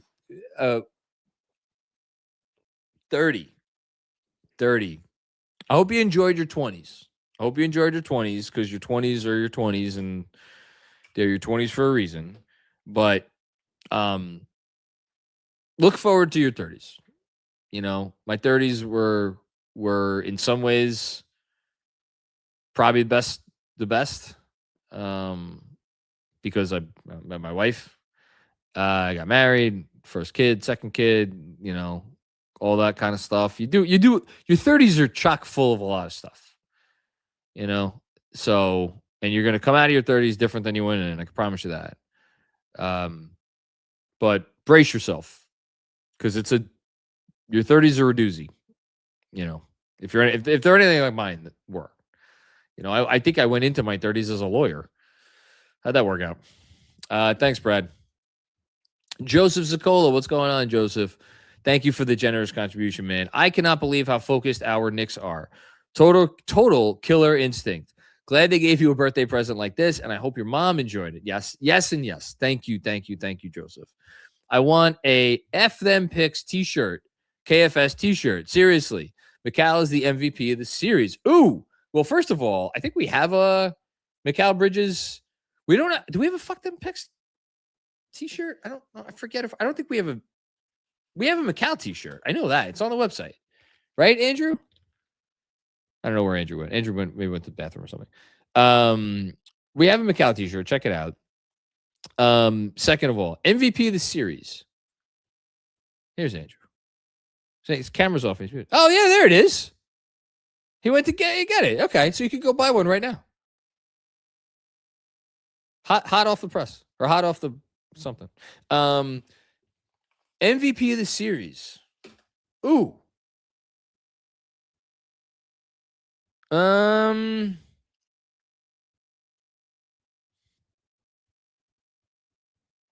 need to sit with that one for a bit. I don't think that there's an obvious answer. I mean, the cheat answer is Jalen Brunson, I think, unless I'm over or under thinking it. Hold on. Let me just, Jalen Brunson, 25-26 game log. Yeah, he was fucking brilliant in the first game. One of the most incredible performances we've seen. Second game was his lowest in terms of like the output, was like, but he was 9-21, so he struggled a little bit, but like certainly did enough to win. Had some big shots late. The two big shots over Barlow. And then in game 3, he had 33 and 9. And after a tough first quarter was like incredible. And then today, he was like, I don't know he didn't really need to do much today, but whatever he needed to do, he did. 6 assists, no turnovers, you know. Shot 10 threes, made 6. It's pretty good. I think Mikal probably he's in the discussion. He's in the discussion. I'm gonna really think about this. Thanks, Joseph. Luyen, thank you for the generous contribution. As embarrassing an effort as that was by the Sixers, I honestly don't think any team in the NBA could have beaten the Knicks team that showed up today. Incredible. I don't think anybody was beating them on a day where they started out shooting 11 of 12 from 3. They are. It really does. It really does speak to how just utterly and totally locked in they are. That this was never anything. Never, there was never a doubt. There was never a doubt. And that's, I don't know, man, to have a team so locked in right now, it's really cool. Thanks, Liam. Pundertaker. Super disrespectful for the Knicks to father the 76ers on Mother's Day of all days. That was good. That was good, Pundertaker. That was good. Thank you. Scott D, man. Thank you. First one of these. Oh, thank you. Appreciate what you guys do year round. That is all. Man, we do it out of love, and we do it, just speaking for myself, because it's a dream come true. It's literally my dream job. And it wasn't something I got to apply for. I had to literally make this out of thin air. So the fact that I get to do this, and it's I could do it because of the generosity of folks like you. So I will just say thank you for this. Thank you for consuming our content the whole year. Thank you for your support. Even, I am a lot like the Knicks in that I have good days and bad days, and people are thankfully better fans of Knicks Film School than I am sometimes of the Knicks, because we really do have a loyal fan base that sticks with us. So very much appreciate that. Do not take that for granted. One second. Thank you, Scott. Wondering Tonus, what's going on, man? Thank you for the generosity here. Killer instinct on full display for all the talk of shaky chemistry. Leon bet on culture and delivered back-to-back conference finals. Still wood to chop and 8 wins to go, but debate on the McCall-Cat trades should be over.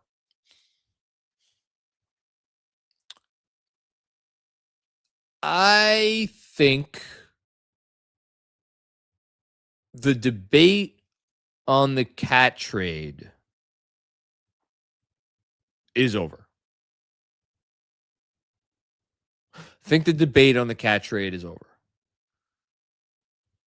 The McCall trade, it can end,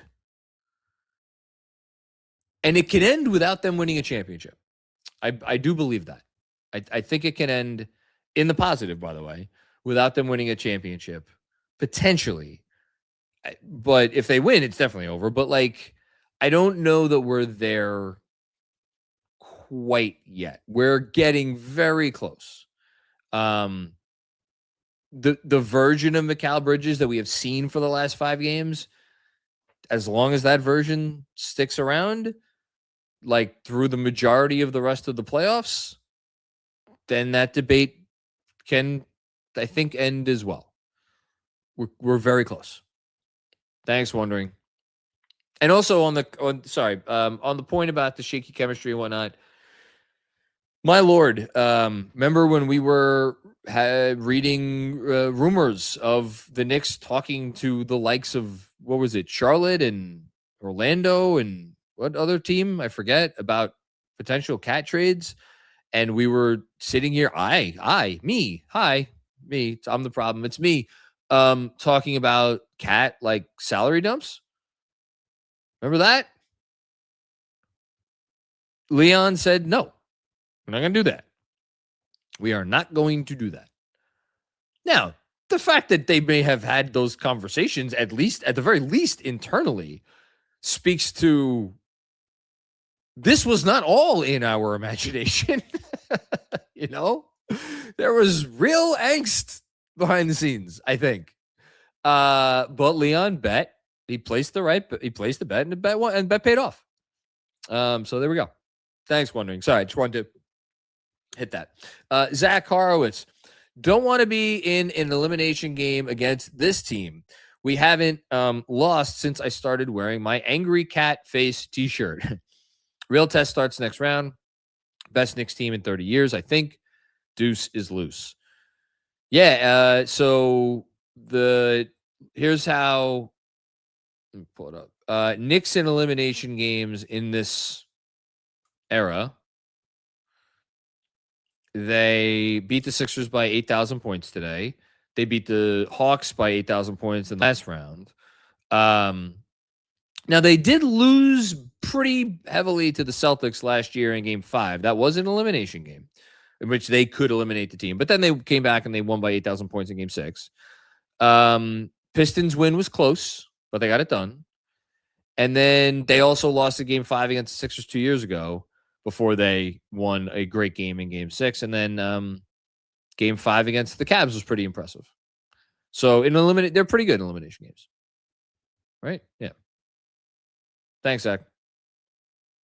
Jason, my guy, Jason Concepcion. Shout out to everybody over at The Ringer who does great shit. And Jason obviously tops among that list. And a longtime great Knicks fan and inspiration. I should also just shout out Jason because anybody who creates content about the Knicks, whether you realize it or not, you owe him a debt of gratitude because obviously started creating content about the Knicks way back when and, made it in this industry as a full-time, person. He's been doing this for a long time. And I remember when I started out, I was like, oh, this guy was a Knicks blogger. And now he's like a real person. So just in case I've never said that to you, Jason, thank you for kind of blazing the path, man. I wouldn't be doing what I'm doing today if you didn't do that. This is a list. Alexei Shved, Steve Novocaine Novak, Karl-Anthony Early, Josh Harrelson. Shout out to Jorts. Marty Collins, Nate Robinson, David Lee, Ronaldo Balkman, Fred Jones, Chris Duhon, Jared Jeffries, Sergio Rodriguez, Tony Douglas, and more. So between Fred Jones and Sergio Rodriguez, who played fewer games for the Knicks? I actually want to say Alexei Shved might have played. Alexei Shved did not. Alexei Shved was like a phenomenon, but he did not play very many games for the Knicks, even though it feels like he played a long time for the Knicks. He played 16 games for the Knicks. Fred Jones, I feel like Fred Jones was not even with them for a full season. I stand corrected. It was a terrible season, but he was with them for a full season. He averaged 25 minutes a game. My God. Started 26 games for the 2007-2008 Knicks. Man, those were some times. And then Sergio Rodriguez. Now, Sergio Rodriguez, I remember even less than I remember Fred Jones.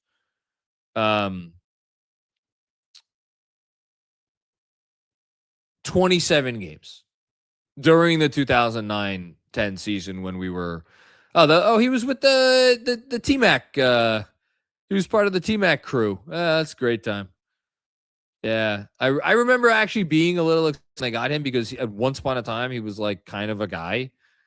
Here, let's pull up the first ever box score featuring Sergio Rodriguez as a Knick. They lost in overtime to the KD, Russ, James Harden, Serge Ibaka Thunder. And they got 30 from David Lee, 26 from Tracy McGrady. I remember that game. I remember that was that game had me drinking so much Tracy McGrady comeback vibes Kool-Aid. And then Wilson Chandler had a pretty decent game. Gallo was quiet.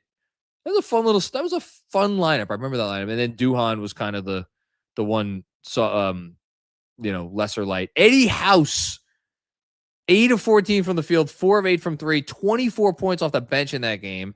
And then Sergio Rodriguez, only 2 of 8. Unfortunate stat line for him. And then Al Harrington and Jonathan Bender off the bench. Did not participate, did not get in that game. The aforementioned Tony Douglas, shout out to him. J.R. Giddens, and then, hold on. Yes, Henry Walker. Now, yeah. Those are some names. Those are some names. Thanks, Jason. Appreciate you, man. Iceman Sham. At this point, I'm taking the closeout game Knicks against the 96 Bulls and the 17 Warriors. Like, this is unbelievable. Yeah, man. So it's there is no comparison. Like the only apt comparisons to what we're seeing now are teams that have won the championship. Which is why I think everybody should feel pretty good going into the next round, especially since it's not like either Detroit or Cleveland. And I know Detroit won 5 games in a row before they lost this last game. It's not like either of those teams have covered themselves in glory here in the postseason. Doesn't mean it won't be hard, but thanks, Iceman. Dan Hidalgo, what's going on, Dan? I was going to say what the last guy said. We play like this. Our destiny is in our own hands. Go Knicks, go. I think if they play like this, their destiny is certainly in their own hands to get out of the East. I think the Western Conference, look, the Thunder, we may be witnessing an all-time, I mean, we may be witnessing the 92, the 91, 92 Chicago Bulls, or the 2000, 2001 Lakers, like, the second title team of those respective, mini dynasties. Can the Knicks beat the Thunder? Absolutely. Can the Knicks beat the Spurs? Absolutely, because they've done it already, and I think it's a pretty good matchup. The Thunder part of it that's the one for me where it's like, is their fate in their hands? Truly. Like, is there a world where the Knicks basically play as well as we can realistically expect them to play, and they still would not beat a Thunder team? Well, I'm getting ahead of myself because we got to get out of the conference first, got to win the Eastern Conference Finals. But if they got to that point, I think that would be an interesting conversation to have. And I think it would come down to Cat and whether or not they would be able to continue to have Cat be the walking advantage that he is or has been against a team that has had his number, frankly, more than any team in the league since he came to the Knicks. So that's what that would come down to for me. Thanks, Dan. Kabian Andor, what's going on, Kabian? Happy birthday, Macri. Thank you so much.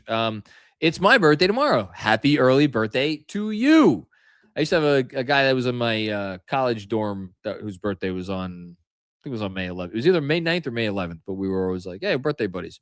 Our Robert Downey Jr.'s birthday was April 4th. This defense wins championships. Let's go Knicks. The bit never gets old. It's great stuff. Very excited for Doomsday. Wondering Thomas with another one. Spending the next week rooting for overtimes, tired legs, and 7 games between Detroit and Cleveland. I'll tell you right now, if there's a game 7, if that series goes 7, I will do. I don't know if Andrew's going to join me. I've learned over the years, don't volunteer Andrew for shit before asking him. I might do a solo watch along for if Pistons Cavs goes 7 games. We'll see. But yeah. Jessica, what's going on, Jess? How are you? Happy Mother's Day to you. Jess says, Happy Mother's Day to D and Marcia. Look what you get this year for your birthday, John. And you put 4 brooms, not 1, not 2, not 3, but 4. Love it.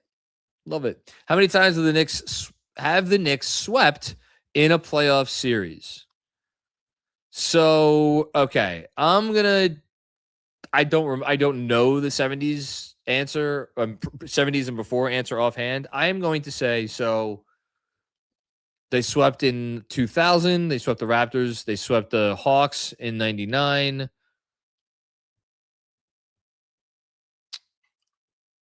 I'm going to say they swept over the course of the Ewing run before 99. I'm going to say they swept 3 first-round series. Let's see how I did. Andrew's back, so that means I got to put on my headphones. Yep, that's what that means. So, Jessica, this is the second time ever the Knicks have swept a best of 7. Best of 7, but yeah. I'm just adding that context. It's the second time ever they've swept a best of 7. Hold on. 1, 2, 3. I was right. Nice. You did it, Joe. Good job by me. 97 against the Hornets. 96 against the Cavs. I remember that series. And I remember that series gave me enough false hope to be like, we could take on the 96 Bulls. Narrator. We did not. So in 1983. And then 89 against the Sixers. 89 against the Sixers. In 1983, they swept a 2-game series against the New Jersey Nets. That was, by the way, notable because that was the last year that the top two seeds in each conference got buys. So the Knicks only had to beat the Nets for 2 games. Then they faced the faux Moses Malone Sixers and got their fucking doors blown off. Then they won the 2-game series against the Cavaliers in 1978. Yep. And I lied. In 1968-69, their path to the 68-69, so they lost in the conference finals. They swept the Bullets 4-0, and then they lost to the Celtics in 6. And then there's a bunch of 2-game sweeps, one against the Baltimore Bullets, one against the Celtics, one against the Capitals in the 50s. So there's your history of Knicks sweeps in the playoffs. So this is the third ever sweep of a 7-game series by the New York Knicks. It's pretty cool. Yep. They swept 1, 2, 3 2-game series in the 50s. What? Yes, that's what I just said. Yes. Sorry. I got a text from someone at Mad Dog Sports Radio on Sirius XM. Yes, that's Chris Russo's channel. Yes, I'm going to go on tomorrow night at 9. So awesome. All you serious heads out there, make sure you who have a subscription to Sirius, yes, tune into John's appearance. Yes. Yeah, so there's your trivia corner. Nice. Thanks, Jess.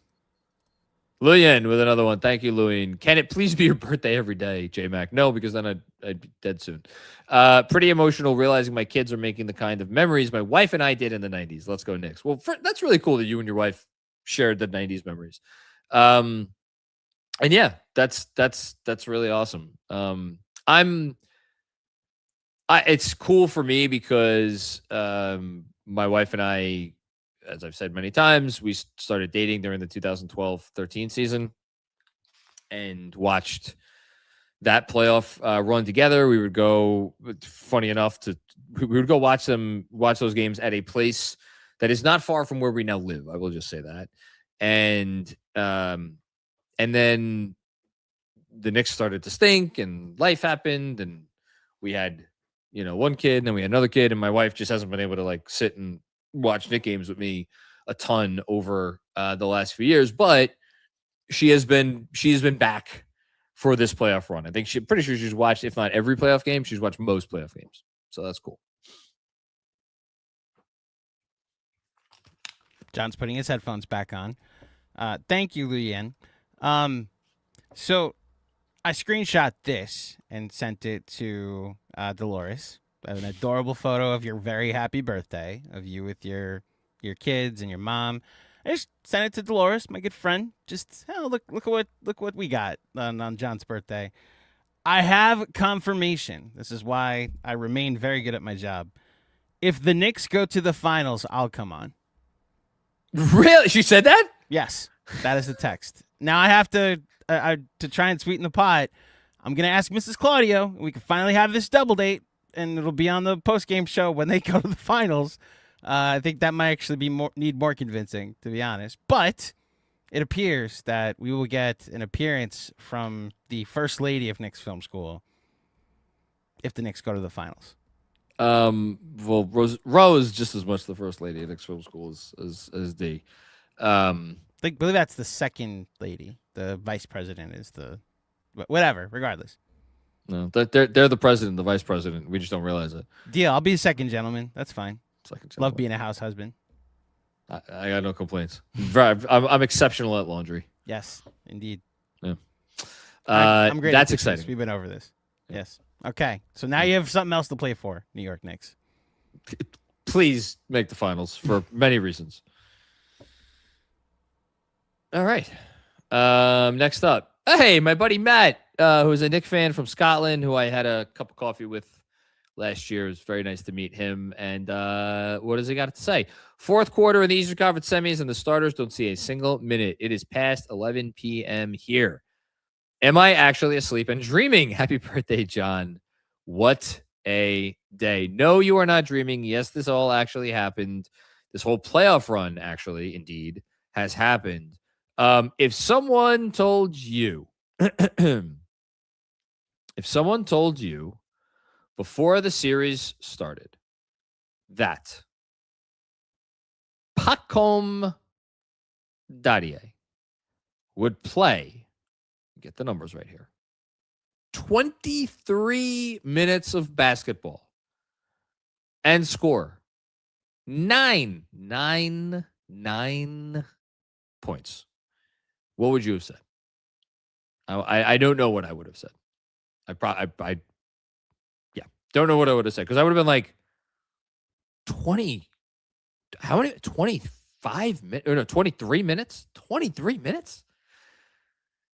That's crazy. Yeah. But he did.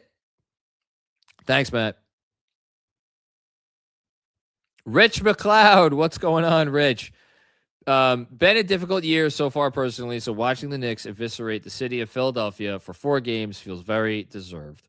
Back-to-back to Eastern Conference Finals. Let's win the whole fucking thing this time. Rich, shout out to you. I'm sorry to hear that it's been a tough year. And I know it's not, it sounds like it's not just because of the Mets. Hope the Mets start to play better so you can have another New York team to vociferously root for and have them actually reward your rooting. But shout out to you, man. Thank you for the generosity here. And any Mets fans out there, talk about the lean years, talk about things that we reflect on and appreciate today as Knicks fans. If it appears that we are in the middle, the Mets are in the middle of a lean year at the very least. There is no better coverage of that lean year in podcast form than the Just Mets pod. So Just Mets pod featuring Rich and our own Andrew Claudio. So everybody go check that out. Puerto Rock. What's going on, Puerto Rock? The Deuce 2 game. Why the Deuce 2 game? That can mean the Deuce 3 game, right? Been watching this team since 92. I've never seen this sort of dominance by this team. Let's fucking go. 8 down, 8 to go. Oh, yeah. Hashtag halfway there. Hashtag let them cats purr. Yes. 8 down, 8 to go. We are halfway there. That's crazy. 8 wins. That's awesome. Thanks, Puerto Rock. I have nothing to say. It's awesome. Triple CC Pointer. New York Knicks tossed out the Philadelphia 76ers the way Uncle Phil, hashtag rest in peace James Avery, used to toss DJ Jazzy Jeff out of the house. Hashtag pack them up. Hashtag let's go Knicks. Great reference. It's not that I'm hard on Will Smith. I'm hard on Andrew because I know Andrew loves Will Smith or has loved, like, Will Smith has meant a lot to him in terms of his performances and the movies that he has made. I think we say this sometimes. There are certain things where the age difference between us comes into play. He's of course going to pop on now. The specific clarification, he is my favorite movie star. Like movie star. Like yes. He was the first rap artist that I was allowed to listen to in the house of a pastor. And I grew up on Nick at Night. So Fresh Prince was on replay. And then some of the first movies I was allowed to go to were Men in Black, Independence Day, you name it. Yeah, he is my favorite movie star. I will not lie and say what happened on March 17th, 2022 didn't completely change everything. Not in my affection for him, but that happened. I can't fully discredit that. But yes, he is my favorite movie star. It just hit me. Because you've always said this. And every time you talk about it, it's like, okay, I get it. I remember Will Smith was the biggest movie star in the world, but I didn't get it because he never meant that much to me, even if the movies were big. And you know why it just clicked for me? Why? He's your Arnold Schwarzenegger. Yes. This is the age difference. That 5-year difference is like have portions of the 90s, and I have the late 90s, early 2000s. Yes, yeah, and whereas Arnold was, I can't imagine a movie star meaning more to a person than Arnold Schwarzenegger meant to me when I was 9. You know, I was 9 and watched Arnold movies Jingle All the Way. So okay, that's my unfortunate for for Arnold. you. He's more a governor than he is a movie star for me. Wild. Yeah, that's so wild. I went down this road because I was going to say I loved Fresh Prince. Fresh Prince was great. I could tell you right now, I could quote it. Joke's on you, Mr. Banks. I'm already outside, and he throws jazz in the house. I could laugh at Fresh Prince clips for days. Did the Carlton dance at my wedding. I'm here for all Fresh Prince laughter and jokes. Yeah. You know what makes me Hitch is also my favorite rom-com. Go ahead. You know what makes me feel we have way too many super chats to get through to get on a fucking movie diatribe right now or tangent. Correct me if I'm wrong, and I hope I'm not wrong, but the mom in Michael, wasn't she? Yes. No. Hold on. I didn't see Michael yet, so I don't know. Hold on. You didn't see Michael? John, we've been. Oh yeah, I've been editing pods till 4 a.m. every night. Hold on. I think you're right though. Hold on. It's Nia Long. Nia Long. So she wasn't in Fresh Prince? She was as Will's girlfriend turned fiance. Yes. Yeah, I was right. Yes. I thought you were going that the mom in Fresh Prince was in Michael. I had to Which one? Up who, again, didn't see Michael. I had to go see which it was. Yes, Nia Long. There you go. Also known as the ex Mrs. Udoka. Oh yeah. Yeah. Lost your job, lost the Celtics, and lost your woman. Also, you could go lose in the first round and have to babysit Kevin Durant. They give her nothing to do in the film, but she's very good. Okay. Well, look, I got a week where I don't have to cover a Knicks game, so I may finally go see the Michael Jackson movie. I want to see Hokum, too. And they got some scary movies coming out next weekend. I know. Well, I'm more excited about those. Yeah. Okay, let's move on. Ben Kim Garvey, my guy. Ooh, we're halfway there. Okay. Hashtag, did you like that intro? Believe the correct song he's singing is "Oh, we're halfway there." Oh, living on a prayer. I didn't sing it well, but I knew the song. Okay. So I made my daughter listen to it for the first time last week. She was not impressed. Most kids aren't impressed by anything. Their dad does, but our generation. No, I put on. Sometimes I put on some songs for her. You know what? We did a little Michael listen, and she liked "Bad." Was her favorite Michael song, which was funny because that was always my favorite Michael song. But she did not appreciate "Living on a Prayer." Did not appreciate "Pour Some Sugar on Me," which was very disappointing to me. Anyway, hashtag 8 down, 8 to go. Thank you, Ben. There you go. Next up. Rob, what's going on? Rob DeLuzma, the happiest of birthdays to you, JM. Thank you. Thank you very much. I have really nothing to add other than go Knicks. What a team performance, top to bottom. I think that's what makes it so hard to talk about the MVP of the series because it was a team series. It was a team win. Team win, top to bottom. Who played bad in the series? I mean, it's Tyrese Maxey. It's tough to that's an easy question to ask rhetorically in a sweep.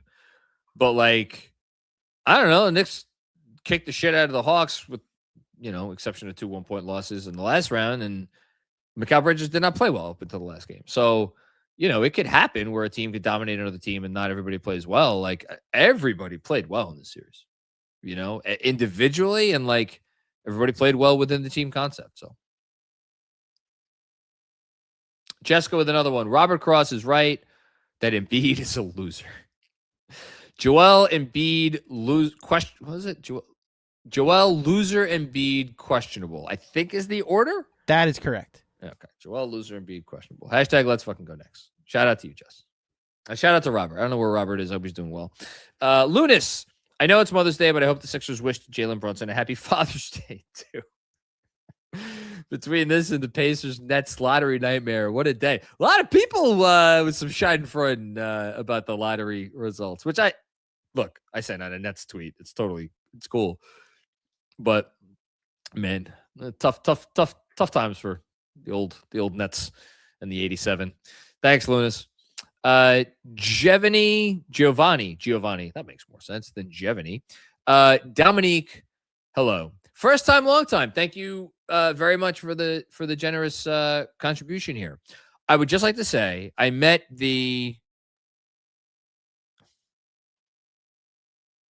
love of my life. I got there in college, entered into a 7.5-year relationship, moved in together, and now am engaged as of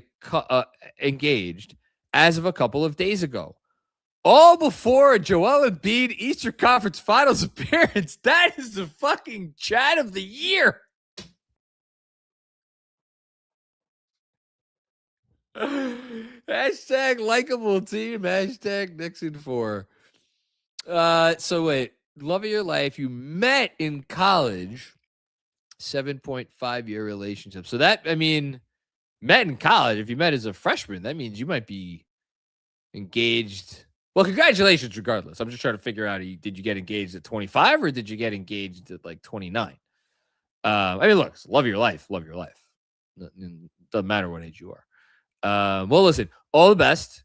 Honestly, I'm jealous that you guys met young. My wife and I say all the time, because we always talk about Ash, you know, we have had more, wish we would have more time together, you know, before we had kids, and like, should we have waited shorter time between kids, long as all that shit. The ultimate truth is like we met too late in life. We didn't meet until I think I was 29. So it's really cool that you guys now, my only advice, obviously, you know, I love my kids, love them to death. You saw them here, bundles of joy, both of them. Be a couple, enjoy more time. It doesn't matter that you've had 7.5. Have a great engagement. Love every second of it. The engagement's awesome. There's nothing better than engagement because everybody's kissing your ass all the time. Oh, you're engaged. Congratulations, this and that. And then have fun as a married couple. You know, do all the shit. Do trips. You know, because the only advice I'll give you, don't put off a trip and say that you will do it later after you have kids, because you will either not do it or it will be a trip that is not the same as the trip you would have taken before you had kids, or you'll be in your fucking 50s. So do all the trips now. Travel a lot. Thanks, Giovanni. Avery Whitehall. A friend of mine said it's good the Knicks blew out the 76ers because it puts the league on notice that the Knicks can compete with OKC. Do we agree? I don't think today should have changed anybody's opinion about the Knicks. I think, to me, I think the culmination,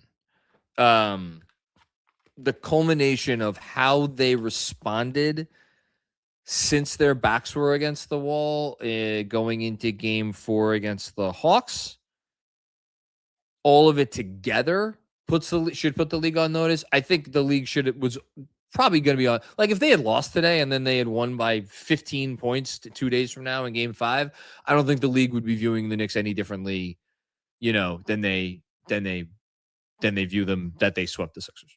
Thanks, Avery. Javier Montalvo. Tim Bontemps predicts Detroit or Cleveland in 6. Oh, Tim, you're still welcome on the pod. Just putting that out there. Just throwing it there. It'll be a fun time. Jason M. Jason, again, one of the old heads. Always been with us from the get-go. Speechless, and you know I can talk. Yes, I do know that. I thought the series was going to be a war. The Knicks took it to another level, destroying the Knicks without OG. Let's go Knicks. Hey, I don't know if maybe they're being nice to me because it's my birthday and they don't want to put me on blast. But every member of the Knicks Film School faculty can and should, starting maybe tomorrow, give me all kinds of shit because they all had the gumption. I mean, I guess it doesn't look like gumption now because it was a sweep, but they all at least picked Knicks in 6 with the exception of Kev Words. And I think it was just Kev who took Knicks in 5. And I am the asshole who took Knicks in 7. And I did it last minute. I was on the fence between Knicks in 6 or Knicks in 7. And it was a Maxey thing. That's all it was. It was a Maxey thing. It wasn't a Knicks thing. It was a Maxey thing. And I just thought Maxey was going, I thought it was going to be an offensive first series. I thought these games were going to be in the 120s. And I just thought Maxey they were going to have a really tough time stopping him. And so I went safety first. And the fact that game 6 was in Philly, now that was probably dumber than the Maxey part of it because the thought that like the Knicks would lose a game because it's in Philly, it's ridiculous. Thanks, Jason. Hushu, a sweep under the Brunson era. Who got it better? Shit, this was the first Brunson era sweep. Damn. That's pretty crazy. And not that crazy at all, but crazy, pretty crazy. Mikey Havoc, BTA, broom to ass. Probably doesn't feel great. There's the old style brooms, like the ones with like the brown, like really big bristles. Those are tough. Thanks, Maggie. John Leary, successful draft lottery as well. Happy birthday. Thank you, John. And yes, as we've covered, good draft lottery. Helps the Pacers thing is helpful for sure. Sam L. Skates. Hashtag 69 wins. Shout out to Foreplay. Always shout out to Foreplay. Thanks, Sam. Matt G. Philly in 6. LOL. F Bontemps. Man, I will listen to tomorrow's Hoop Collective. I'm just curious. I just want to hear what he says. If the words, and I to be clear, I think he will say I was dead wrong. If those specific words in that specific order do not come out of his mouth, I will be disappointed. I'll say that. Let me turn my other light on here that has been off for the last 2 hours. Mark Sable, what's going on, Mark? How you doing, man? My guy on the left coast. Happy birthday, John. What a win. What a series. What a team. I just saw that, Andrew. Oh, okay. Thank you. That's much better. Thanks, Mark. Z-Town. What's going on, Z-Town? Thank you for the very generous contribution. Longtime listener, fan, had to finally comment to make sure that McCall gets his love. Was aggressive, awesome all series. Maybe he heard Cat's disrespectful ranking in the Dean Wade draft. Thank you, KFS fan, for all you do. It's appreciated. Let's fucking go Knicks. Hold on one sec here. I have this. I'm going to grab this paper. Oh, God. See this? This is all. I don't know if you guys can see this. This is because I'm too lazy to get up and throw these out. So I just keep folding the old papers that I use and put them in this ever expanding pile. Yeah, here we go. I found it. I found the Dean Wade draft. Here we go for this series. So now the pile of garbage will go back where it was. First pick in the Dean Wade draft. And again, it's not a best players draft, to be clear. And me and Fred will do another draft, and we will make it clear on that draft as well. It's not a best players draft. It's the most important players, right? So it implies like if you do there's a very high ceiling, there's a low floor. So first pick Embiid, that was Fred. I took Maxey. Embiid took Cat. I took Brunson. Fred took Paul George. I took OG Anunoby. Fred took Josh Hart. I took Mitchell Robinson. Fred took Deuce McBride. Doesn't look that crazy today. Now listen, if he's gonna get shit, then I gotta get shit for this because I took VJ Edgecombe. was not more important than Mikal Bridges in this series. Now here's the tough one. Fred took Kelly Oubre Jr. with his 6th pick. Then I took Mikal Bridges, and then he took Quentin Grimes and said he would have taken Quentin Grimes before Mikal Bridges. So we will now, and look, the last thing I'll say, and I'll ask this to Fred. Oh, I mean, we'll see where Mikal goes in the next draft, because this version of Mikal Bridges, well,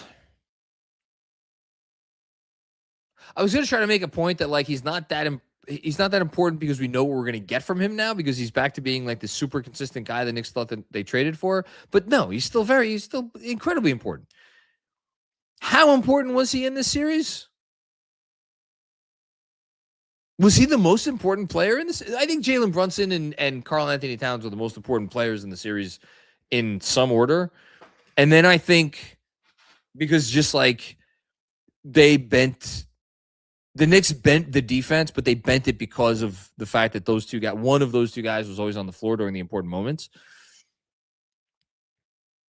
I think Mikal is tied with Maxi for the 3rd most important player in the series. And again, Maxi only ranks that high because his importance was the fact that the Sixers got swept is a testament to how important Maxi was to them, because he was so bad, and thus they stood no chance.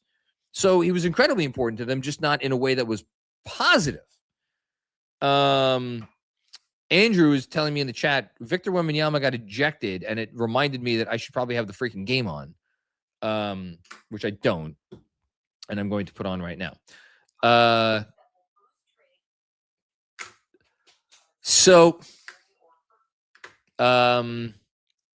yeah, Mikal Bridges was the 3rd or 4th most important player in the series.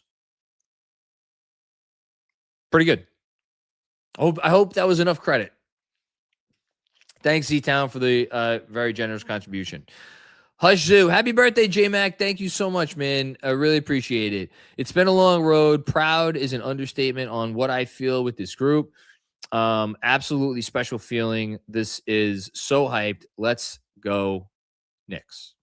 Thank you. Thank you very much. Thank you for the birthday wishes. And Hush, thank you for dealing with me when I give you shit. I give you a lot of shit, but I give you shit because you are a passionate fan and you let your passion shine through loud and clear. And that is all I could ever ask of any fan. So you're doing it right, man. You're doing it right. Thank you. And thank you for doing it here with us. Jax Master. What's going on, Jax Master? What the F did I just watch? Heal up, boys. Rest time. Here's a name we haven't said, I don't think, on this post-game show in 2 hours and 13 minutes. OG Anunoby. You know what conversations we don't need to have anymore? About if it goes, I was on Sports Night last night and they asked me, it was a question about fact or fiction. OG Anunoby should not play in this series unless it gets to a 7th game. And I, was like, we got to see what happens tomorrow and this and that. We're not worried about it anymore. Now all we got to worry about is game 1, and he's going to get all the time he needs to heal up, and he'll be fine. Okay, the JB sequence, put him on skates, reverse layup, gets up and hits a 3. Woof. That was the sequence of the game. It was the sequence of the second round. The moment of the second round was what we put on a T-shirt, which for anybody who may have missed it, boom, available at knicksfilmschool.com right now. Okay. What did you do? You moved it. I could do. I'm smart, Andrew. Smart. Could do things. But yes, that was the sequence of the series. Thanks, Jax Master. Franco Davey, what's going on? Hey, Franco. I was like, I know you. Love this team. Love our captain. Love Tibbs forever. Oh, it's nice that Tibbs gets a little shout out here. Look, it's deserved. It's deserved. They don't. He was part of laying the foundation. And I said at some show recently that Mike Brown, he had to kind of uproot part of the foundation. That's true, but what Tibbs did was very important. I'm happy somebody gave him a shout out. I'm a little ashamed that I didn't think to give him a shout out somewhere. And he wouldn't have, he didn't deserve to be in the list I started the show with, but he deserves a shout out. This new coach deserves our appreciation and our respect. We deserve this, Macri. Love every Knicks fan. Go New York, go New York, go. Well, we all deserve it. Again, whether you've been a fan for 2 years, 20 years, or 80 years, you deserve it because you root. And this team hasn't made it easy on all the wins and everything. This team hasn't made it easy on themselves, on us. But we never gave up. We never gave in. And certainly neither did they, which is more than you could say about the Sixers. Alex. What's going on, Alex? How you doing, man? Happy birthday, Jonathan. Collaboration, Macri. Happy Mother's Day to your wife and mom. Go Knicks. Thank you. Happy Mother's Day to all the moms in your life, Alex. And my middle initial is C. Does not stand for collaboration, but it might as well. Thanks, Alex. 2J Heller. Oh, John Heller from the newsletter. Yes, who I mistakenly thought was old and is not old. Got it this time. Just absolutely brilliant stuff. We're finally seeing what the front office saw when they built this roster. Let's enjoy this for the next week. We're not dreaming. John, the fact that you're a loyal newsletter subscriber and commenter, the fact that you go the extra mile and contribute here means a lot. As far as the vision of the front office,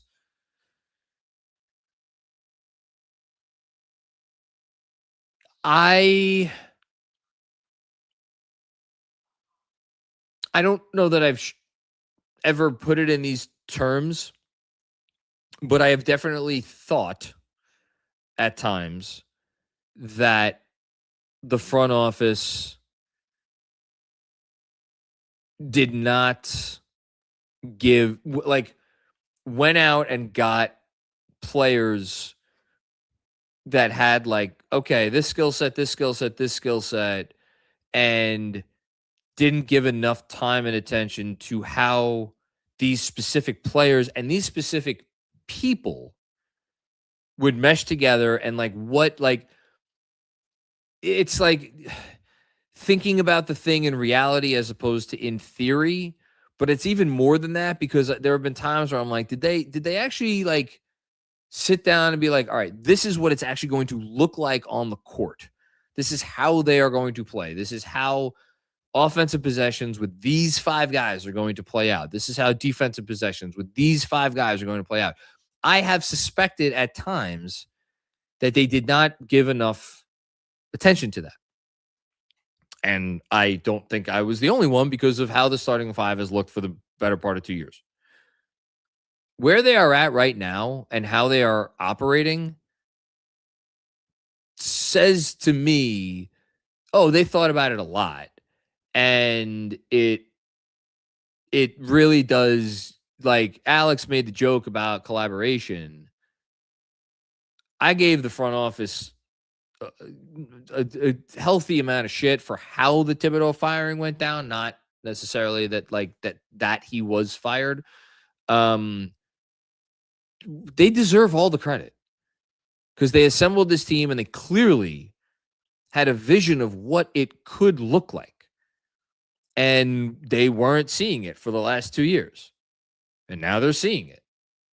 And I think they, I can't sit here and tell you the level of conviction that Leon Rose or Worldwide West or Brock Aller or anybody, Gerson Rosas, whoever, Allen Houston had in the front office. I can't sit here and be like, after a bad loss, they were sitting there banging their fists on the table being like, I know this team is better than this. I know they're not actualizing their, I don't know. None of us know. But it's the best part. When you win, you get all the credit. And they deserve all the credit. So there you go. Samwise Tarley, what's going on, Sam? Born in 95. So it's been nothing but super ass besides the Carmelo blip until JB showed up. Playing like a capital T team, and can't believe what I see right now. Happy birthday. Thank you to KFS for enhancing the experience of being a Knicks fan. Well, thank you for the generous contribution here. Thank you for sticking with us. And I think sometimes, I think we've probably even asked this at some point on the show, like, what year, like, if you started following the Knicks in, like, what year do you deserve the most credit? And I think we talked about this on, like, a town hall with Danishevsky, because I'm pretty sure, I don't want to put words in Danishevsky's mouth, but I'm pretty sure Kev started following the team in, like, 2001 or 2002 or something like that. Like, which sounds like if you were born in 95, you probably started following them around the early 2000s, early to mid 2000s. Like, you deserve a fucking badge of honor, man.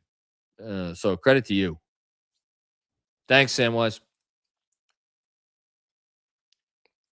Hush with another one. Just looking at the numbers, I really didn't think Cat was this gifted of a passer. The extra passes that he made today were Jokic light.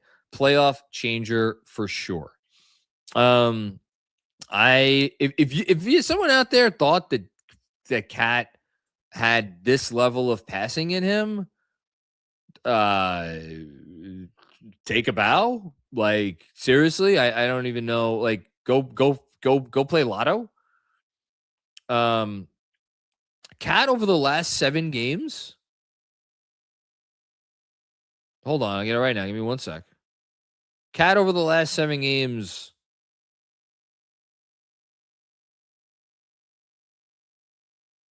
is averaging 8 assists. That's the most, the only 2 players. So NBA.com, you could sort it by, like, last X number of games. Nikola Jokic, 9.5. He's out of the playoffs. And Scotty Barnes, 8.6. He's out of the playoffs. And then there's Cat at 8. Cade Cunningham in his last 7 is at 7.6. And then you got Drew Holiday, LeBron James, SGA. Like, Cat is literally the best passer by the numbers. He's the best passer statistically left in the freaking playoffs based on what he's been doing the last 7 games. That is insane. Thanks, Hush. Haitian Ferg. I fired you last series. You bounced back and coached your ass off. We're back to the Eastern Conference Finals, and I must say that the confidence level is higher this year. You were thrown into the fire and stayed cool. Thank you. Haitian, that's a really, really, really that's big of you to issue that to Mike Brown, because, and I was right there with you, man. It's why I started the last monologue after game 3 about Mike Brown, and why I had to get Mike Brown on my list, pretty high up on my list to start the show today. My confidence was in shambles in this coach 2 weeks ago, whatever it was. And it's hard to imagine feeling more confident in him than we do right now. Appreciate you, man. Sam Garcia, what's going on, Sam? Thank you for the generous contribution here. Bring out those brooms. All the pain and suffering over the years since I became a fan in 2008. Yeah, that was tough. Was worth it for this moment. 8 wins away from a championship. Let's rest up and get it done. I concur. Co-sign. Yeah.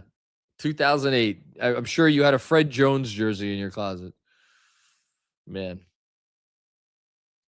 Hush with another one. You just knew the Deuce game was coming. Yeah. And that's the best part of Deuce McBride. Is like, Deuce McBride will win you a playoff game. He won them a playoff game against the Sixers 2 years ago. And he won them a playoff game against the Sixers this year. Like, the guy, one of my favorite quotes of any current Knick is when Deuce McBride, I think he was having a great shooting game. He might have been having a terrible shooting game. I forget. But somebody asked him about, like, getting hot or how he feels. And he's like, honestly, I don't think about the last shot. Whether I make it or miss it, I'm just on to the next one. And that spoke volumes to me about him. And he's also just as hard a worker as there is on the team.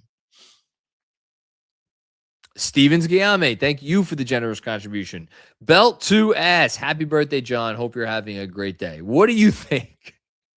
I'm having a fantastic day. I'm having such a good day. I may, after this is over, go back outside, fire up the grill one more time, and make myself another hamburger. It's that kind of a day. It's a 2 hamburger day for me, maybe. Thanks, Stevens. Not another Jer. We had to sit through Emmanuel Mudiay, Enes Freedom, Enes Canner to me. His mama named him Canner. He's Canner to me. Number 1 option, Tim Hardaway Jr., and countless other BS. No one deserves this more than us. In the nobody deserves this more than us rankings, that's a good ranking. That, you know what, Andrew? Mark that down. I have a funny feeling me and you will find ourselves on a pod together before the next series. Let's do a nobody deserves this more than us rankings of NBA teams. D. Calday, what's going on? 8 a.m. in Australia, and I'm thinking about opening that scotch. Been waiting 20 years for a Knicks team like this. Vibes are absolutely immaculate. I emptied my bottle of bourbon that I had been drinking. There's a little bit left, actually, over the course of the playoffs.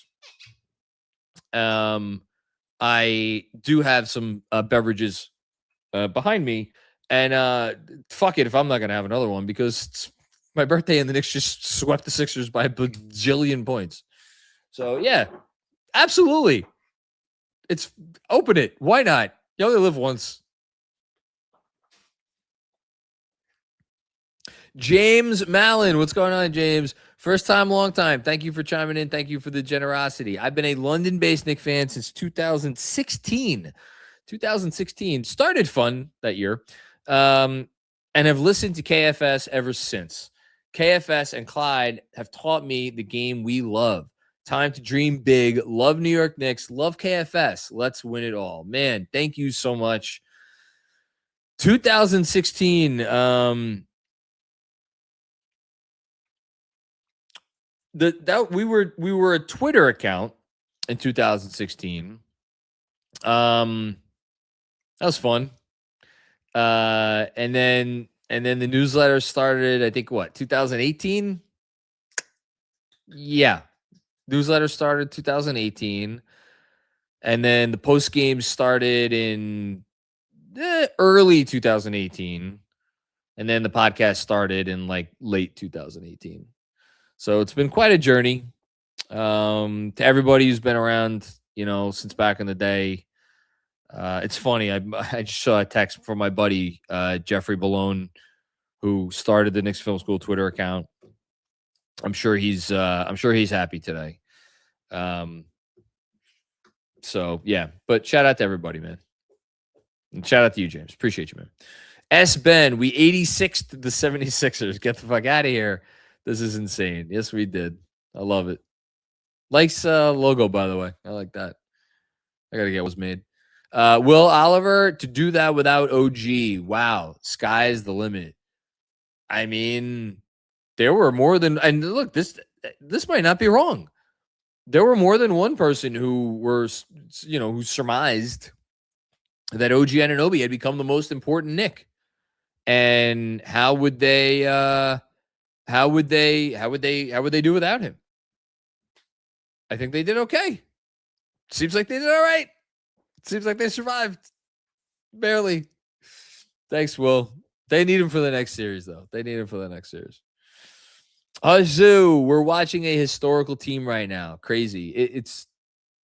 I went through the numbers earlier. It's, again, no team in Knicks history has won 7 playoff games in a row. No team in NBA history has won 7 playoff games by a combined 185 points, consecutive. It's crazy. It's crazy. It's the only word for it. It's crazy. Thanks, Hush. Joshua Okogie. Thank you. Appreciate it. Z Raheem. Macri. Are we in basketball heaven? If it gets better, I mean, look, they're going to the Eastern Conference Finals. So there is more work to be done. I have never felt this happy as a basketball fan.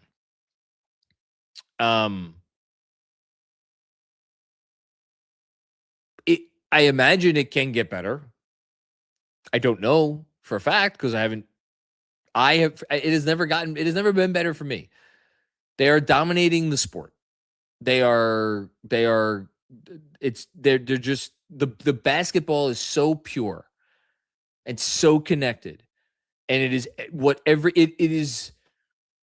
I will invoke the name of the team that, for me, all due respect to the Heatles, all due respect to the KD and Steph Warriors, all due respect to the Kobe Shaq Lakers, all due respect to Jordan's Bulls. The most beautiful basketball that I ever witnessed myself was the 2014 Spurs, who reached a level of play specifically in the finals against the Heat team that was like, yeah, sure, they were maybe running on a little bit of fumes, but still the Heatles. And it was like, oh, they have ascended to basketball nirvana. The way the Knicks are playing right now reminds me of that. I never in a million years thought that I would be able to sit here and compare a Knicks team to that Spurs team. Are they there yet? Obviously not, because that Spurs team won the fucking championship in 5 games, no less. So more work to be done, as many have said. But in terms of what we are witnessing, that's where I'm at. That's where I'm at. Thanks, Z. Huzzoo. 76ers by far of the worst content creators, by the way. Oh, who gives a fuck? I mean, their fans deserve whatever they get. I'm sure there are some good ones. I don't want to piss off Andrew because he has to keep relationships with these people.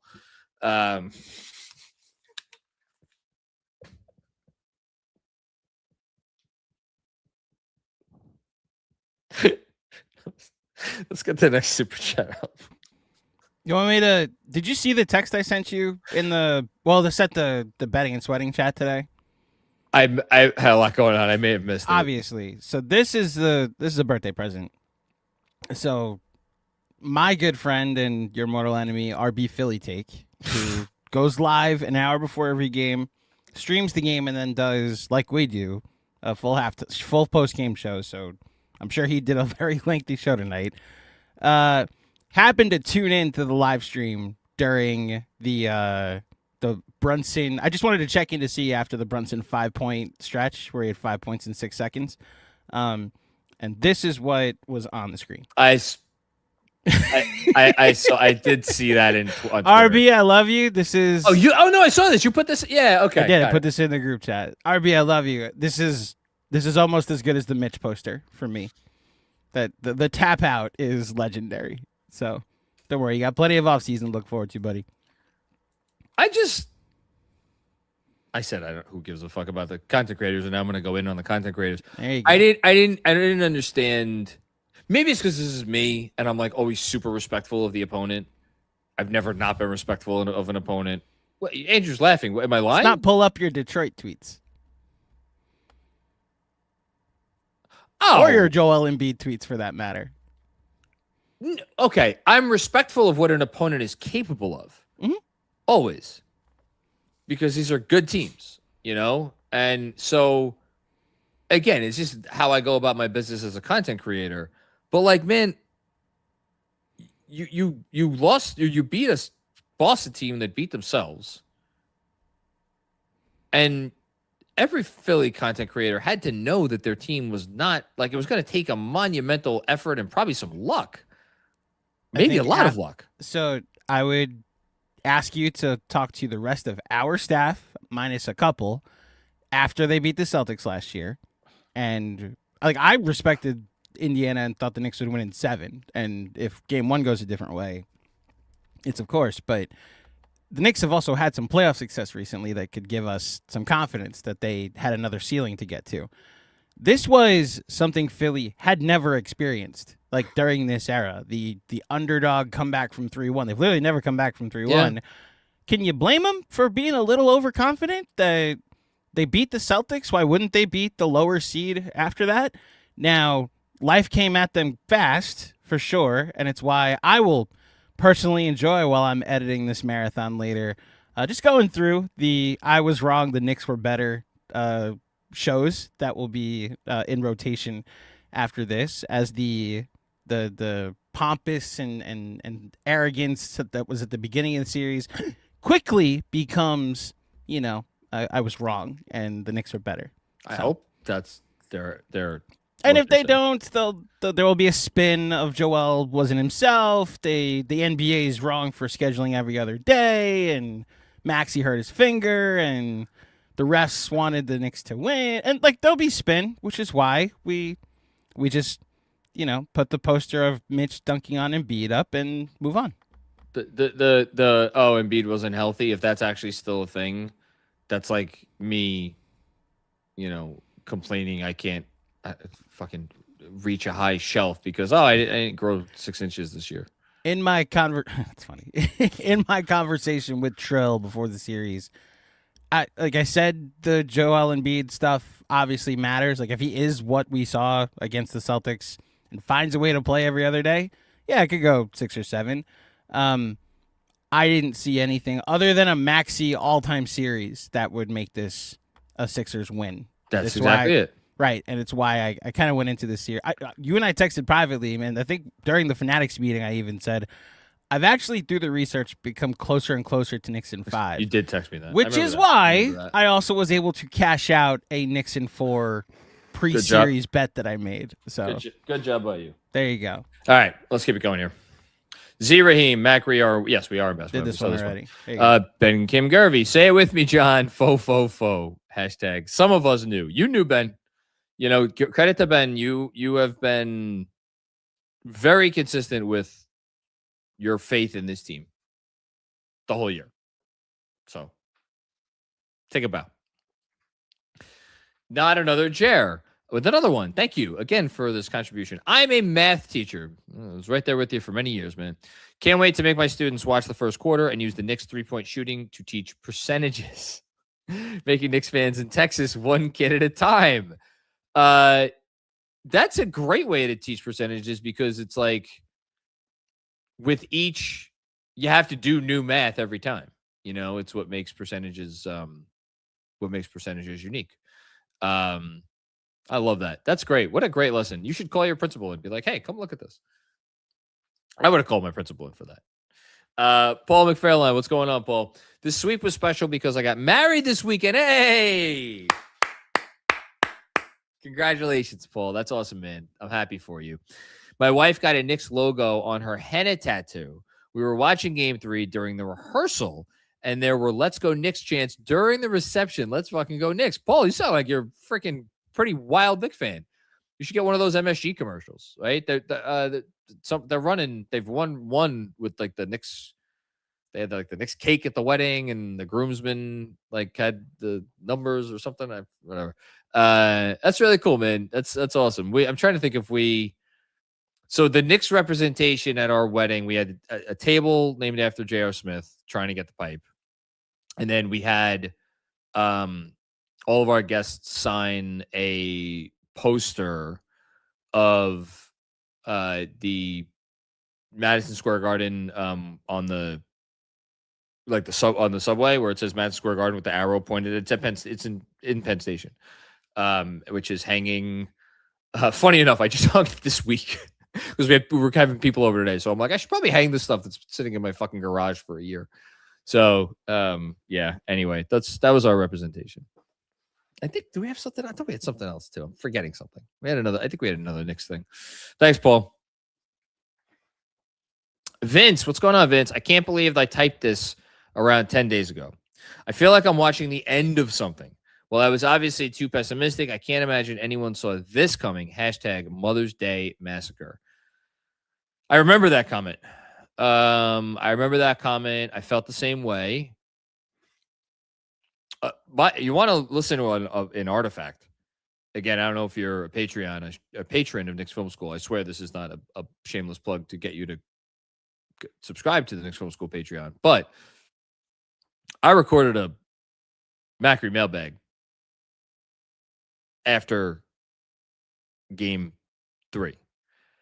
And I talked the whole time in past tense in terms of like this thing, like referring to this thing as a thing that had ended or was ending. With like, the occasional caveat of like, obviously the series isn't over yet and yada, yada, yada. But like mentally, it's not that I was checked out, but I was like, I don't know that I could have been that much more down on them at that moment, considering they were in the midst of a playoff series and like hadn't looked terrible in the playoff series, but they still obviously lost those 2 games. It's just an incredible turnaround. It's an incredible turnaround. Thanks, Vince. Beach chair, to quote one of my favorite authors, Kurt Vonnegut. Read my first Vonnegut book over the last couple of years. Enjoyed it. Everything was beautiful and nothing hurt. Truly rare to experience as a sport fan. Thank you, Knickerbockers, for giving us a series like that. Yeah. Well said. Even if you're borrowing from Kurt. Stop the panic. Knicks sweeping Philly and the Pacers losing their first-round pick. Another Pacers reference. Man, a lot of people shit on the Pacers today. Has got to be one of the most satisfying Sundays I've ever had. Shout out Mama Mac. Thank you very much for the shout out. I'm sure she's watching and appreciates it. You're surprised that we're all laughing at the Indiana Pacers? I'm surprised on the day the Knicks, maybe it's because it was such a blowout and like the game wasn't competitive. If it was a competitive game that came down to the wire, maybe there would be less. But it's like, again, if you would have told me a couple of years ago that on the day the Knicks clinched the Eastern Conference Finals berth, there would be like a handful of super chats being like, also great day because the draft lottery fell this way for this team that might be a rival next year. It just, I don't know. So again, you put out the Brooklyn tweet. My sole reason to watch the lottery was will the Pacers get their top 4 pick? And they didn't. So thank you to the basketball gods. And yeah, like I was laughing at the Pacers for the majority of the draft lottery this morning. Well, this afternoon. There was a world, and look, we'll see what they do this summer. I guess you could say the benefit is now they get to trade a bigger pick package moving forward. But also with the lottery changes, all of a sudden that if they decided to trade all of their picks moving forward, well, guess what? Those picks don't have as much value because the lottery odds, and they're going to be probably a good team for a while. The point is they could still do something next year that could vault them into this. But if they had kept this pick, I would have, if our friends at Fanatics Sportsbook would have, I don't think they could have put this up, but like if I could have bet on the Pacers entering next year with a top 3 Eastern Conference over-under, had they gotten this, I would have bet it hands down. Not that they had hit the over, but that they would they would have been given the top 3 over-under, maybe even a top 2. It's not crazy. Yeah. I think as is, I think they'll still end up with like a top 4 or 5. Oh, I just saw the Wemby elbow. Yeah, he elbowed him in the face pretty bad. Nice. Yeah, he elbowed him in the neck. Yeah. Ends up being a flagrant too. Yeah, I think I think you were very focused on the game today, which is good. That's your process. I'll be totally honest with you. I was very like, oh, they're going to win today. Like, that team's dead. And then they came out and showed that. The Pacers lottery, and then their GM going out and apologizing to the fan base on Twitter was very funny. Wild! Yeah. John, but today is a day to laugh at the Pacers. So there's a super chat coming that asks me to laugh at the Nets and the Pacers later. But I'm knowing my place. They're the one team the Knicks haven't been able to get over this run. So I'm checking myself before I do such things. But yeah, we'll laugh at the Pacers a little bit today that they traded Ben Mathurin and a top 5 pick for Ivica Zubac. Well, see how that trade works out. There you go. All right. Rich Viodas. John, happy birthday. Thank you so much. Let's go Knicks. If our defensive effort continues in this manner, the sky is the limit, baby. The only disappointing thing today is that their defensive rating in the playoffs actually went up. My God, the horror. They're now up to a 104.8 which is 0.1 points per 100 possessions higher than the second place Pistons, Knicks' third best defensive rating in the playoffs. Spurs are first, although that may go up today. Knicks in even 20 positive net rating through 10 playoff games. Second place, Thunder, 18.8. Third place, Spurs, 14.4. Fourth place, Pistons, 5.5. Thanks, Rich. I agree with you, by the way. It starts with the defense. Freeway Hustler, what's going on, Freeway? Hey, John, I know you have to be a gentleman in the spotlight, so I will say it for you. Bontemps, Coward, Broussard, and the rest of these a-holes that will find a way to diminish this. Let's fucking go, Knicks. Look, that's up to them. That's up to them. The thing about you know, when you put yourself in front of a microphone, or you put yourself in front of a camera as often as I'm obviously not. I don't work for a major, media company. Oh, actually, I should say that we're doing pretty okay for ourselves. I don't get a paycheck from a major media company. We we're an independent operation here. But my point is, I am in front of a camera and a microphone just as much as all of them, and so I say a lot of shit just like they say a lot of shit. And sometimes the shit that we say comes back to bite us in the ass. I do think it matters how you handle that when something you say or a reaction you have goes on to look silly or stupid or foolish.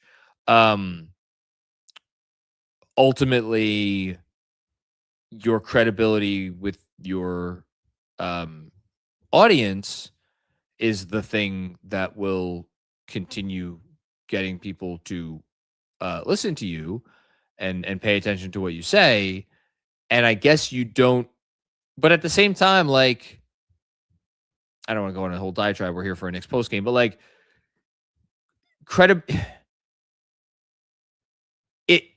you have to remain credible as being in terms of how genuine you are. So if those folks double down or like made excuses, the key is that people listening to them believe that they believe what they are saying. Whether or not they fess up and were like, hey, I fucked up, I was dead wrong about this, like, that will matter to me personally as someone making I've never listened to Colin Coward or Chris Broussard. By all accounts, does great work. I've just never consumed his content. I've never listened to a minute of Colin Coward. I only knew who he was when my dad started texting me about, hey, this Colin Coward guy is starting to talk about the Knicks. I didn't know who the fuck he was. Bontemps I have listened to. I've been a fan of Bontemps for a long time. But yeah, for me, it's like, if you're wrong about something and you don't acknowledge that, then I'm probably not going to pay attention to you anymore. But that's me. But that's not the way things work anymore, because there's a lot of people who are wrong about a lot of shit and don't acknowledge it, and they get a big audience and they get very big paychecks. So it's just it's time we live in. Paul McFairline with another one. Thank you again, Paul. Also, Pacers lost their lotto pick. Yes, what a day. What a weekend. As always, appreciate the KFS crew and all you guys do. You're very welcome, Paul. And again, congratulations. Freeway Hustler. Hey, John. Oh, wait, we never did that. Mr. Forever Fly. My goodness gracious, another one of these. Happy birthday, J-Mac. Have a drink on me. Let's go Knicks. You know what? What are we grabbing here? Let's grab a... You know what? I don't know. I've gone... For those listening, John walked away from his microphone to go look at his drinks. For those listening on the pod and didn't know why it got quiet all of a sudden. So I started with I got a variety pack of Founders. Started with a Founders, some kind of tropical IPA bit thing. Had that to start. Then I went White Claw. And then I think I had a second White Claw. And then I'm like, I should stop drinking. And I did. It has some water.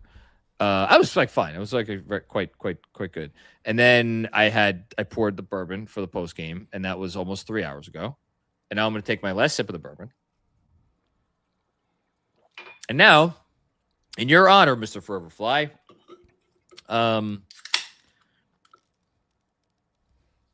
cheers. Cheers. This will be the last drink that I have today. Happy birthday, J-Max. Thank you. I appreciate that. And I appreciate you. Appreciate you. Wow, the drinks are flowing. Okay. That's a joke. That was a joke. That was a joke. That was a joke. All of the people in my life that I love the most are assholes. Yes. Just Another one of these, by the way.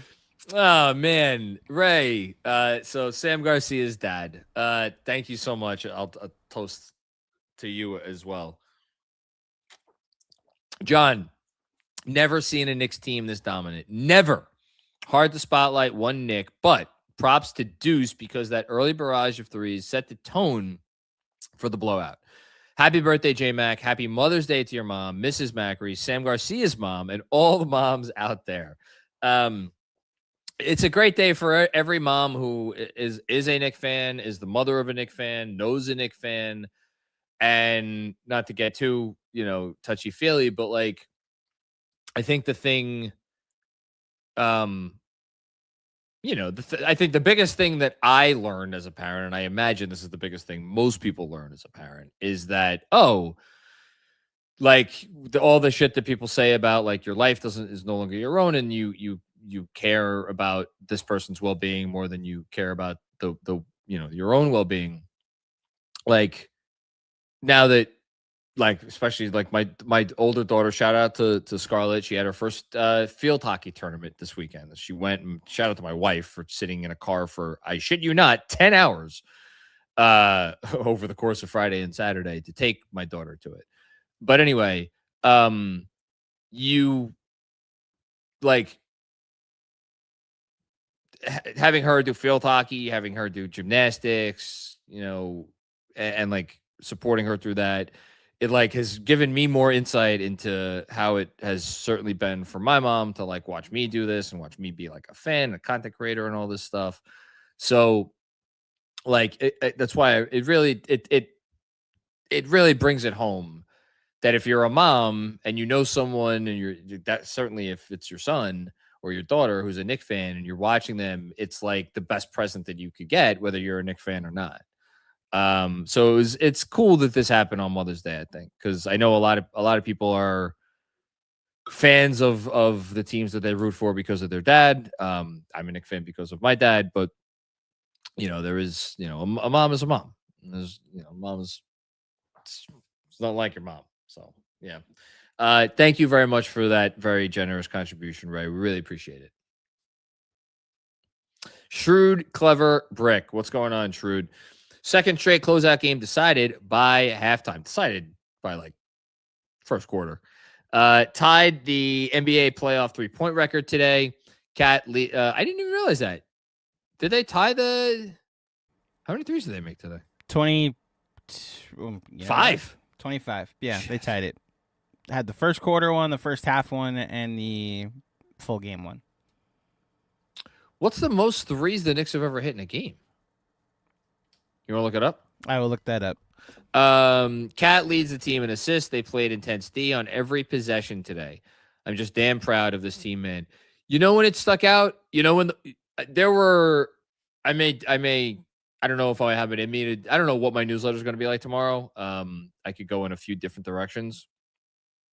I kind of wanted, there's a part of me that wants to spotlight some moments from this game that really stood out. The moment that I think, like the Brunson moment was obviously very cool, but I think the moment that might stand out for me the most is a moment where they did not even score. It was actually a possession that ended poorly, where they got 3 or 4 offensive rebounds on one possession, and they couldn't end up putting the ball in the basket, but they just kept getting offensive rebounds, and they were up by 20 something at the time. And it was just like, they're up by 1 billion points, and they're still outworking this team on the other team's home floor. like what fucking Bane did to Batman does not hold a candle to what the Knicks did to the Sixers spirit. That was brutal. And if you're a Sixers fan and you were watching that's what I'm curious about. Again, if I was going to listen to a Sixers content creator. Rocky Balboa. Ken. He can get some, John. He can get some. I thought you were doing Rocky 4. What's the I must break him, right? I must break you. Yes. That's technically that was. But did he say it to Rocky or to Apollo? No, he said to Apollo. Said it to Apollo. Okay. The Liberty Bell. Can get some. There you go. It already got some. There's a fucking big ass crack in it. Exactly. Ben Franklin. Oh, that motherfucker. And stupid bridge. Okay. What bridge? Isn't there a Ben Franklin bridge? I'm sure there's a Ben Franklin bridge. I don't know. Yeah, stupid bridge and a stupid kite.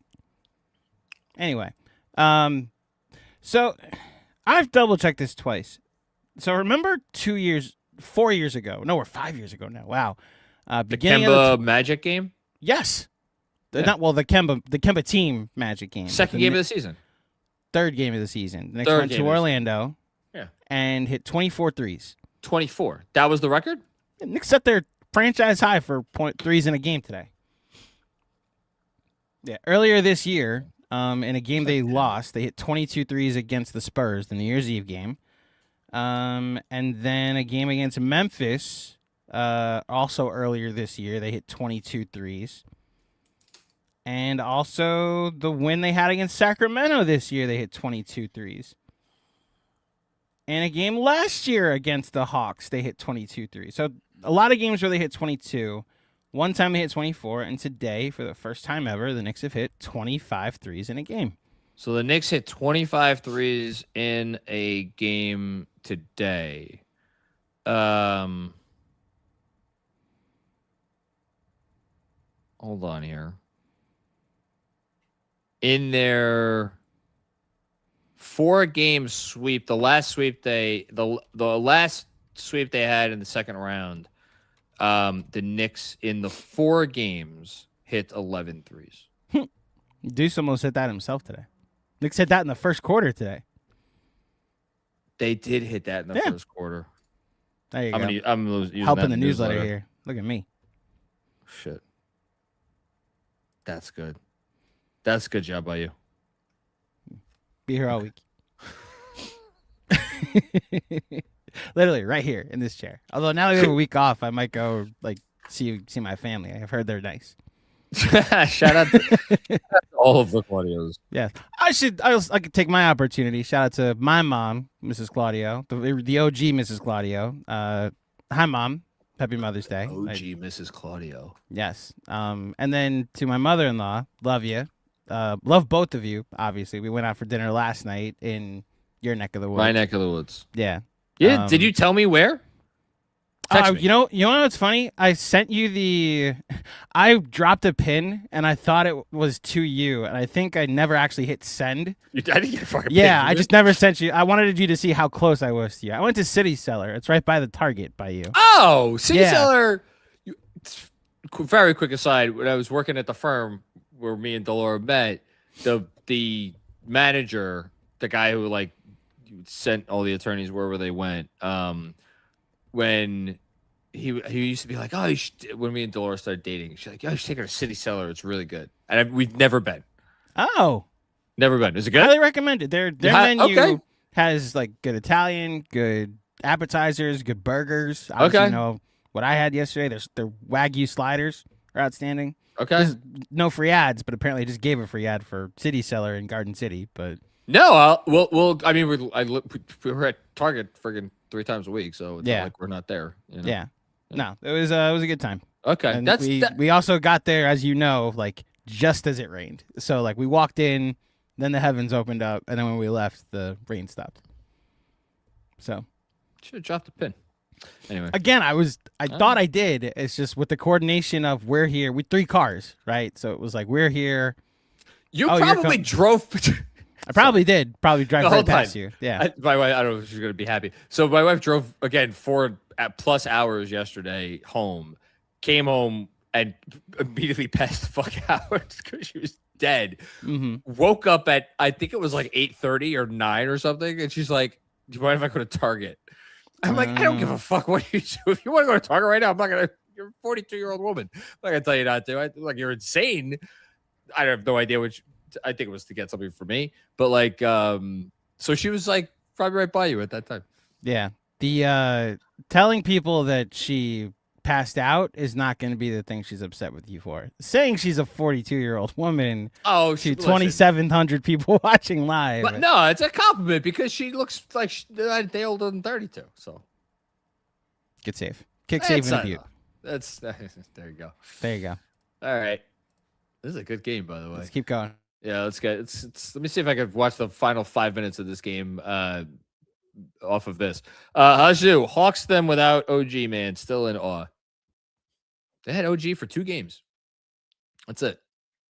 And they didn't have him for the last 2 minutes of game 2, which was actually close. Thanks, Hush. Frank, hey. Frank Miranda. Always puts a smile on my face.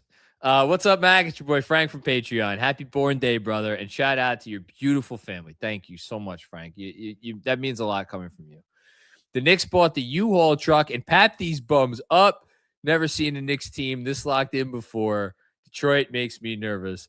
I think we may do a again, I don't want to put words in Andrew's mouth. I think we have to do a town hall before the Eastern Conference Finals. It's very funny. I was gonna, when we got off here, be like, so we have the week. You want to we'll figure the night. I have some thoughts to share with you that I'm not going to share on this because it's about a player that we used to talk about a lot, who I had some certain thoughts about, who's not playing in the playoffs anymore. Who's not playing in the playoffs? Not playing in the playoffs anymore. And I'll just leave it at that. And we'll discuss that player when we're on the town hall, Frank. Okay. Check. Oh, I just needed to put 2 and 2 together.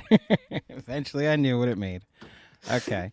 By the way, we're in hour 3, and I just got the email. So you want to stat of the game? Yeah, 25 most threes. Yeah. Shout out Jonah Kaufman, our intern extraordinaire. All right, so let's do this. Happy Mother's Day to all the moms in your life, Jonah. 25 most made threes in franchise history, and then ties the NBA record for most made threes in a playoff game.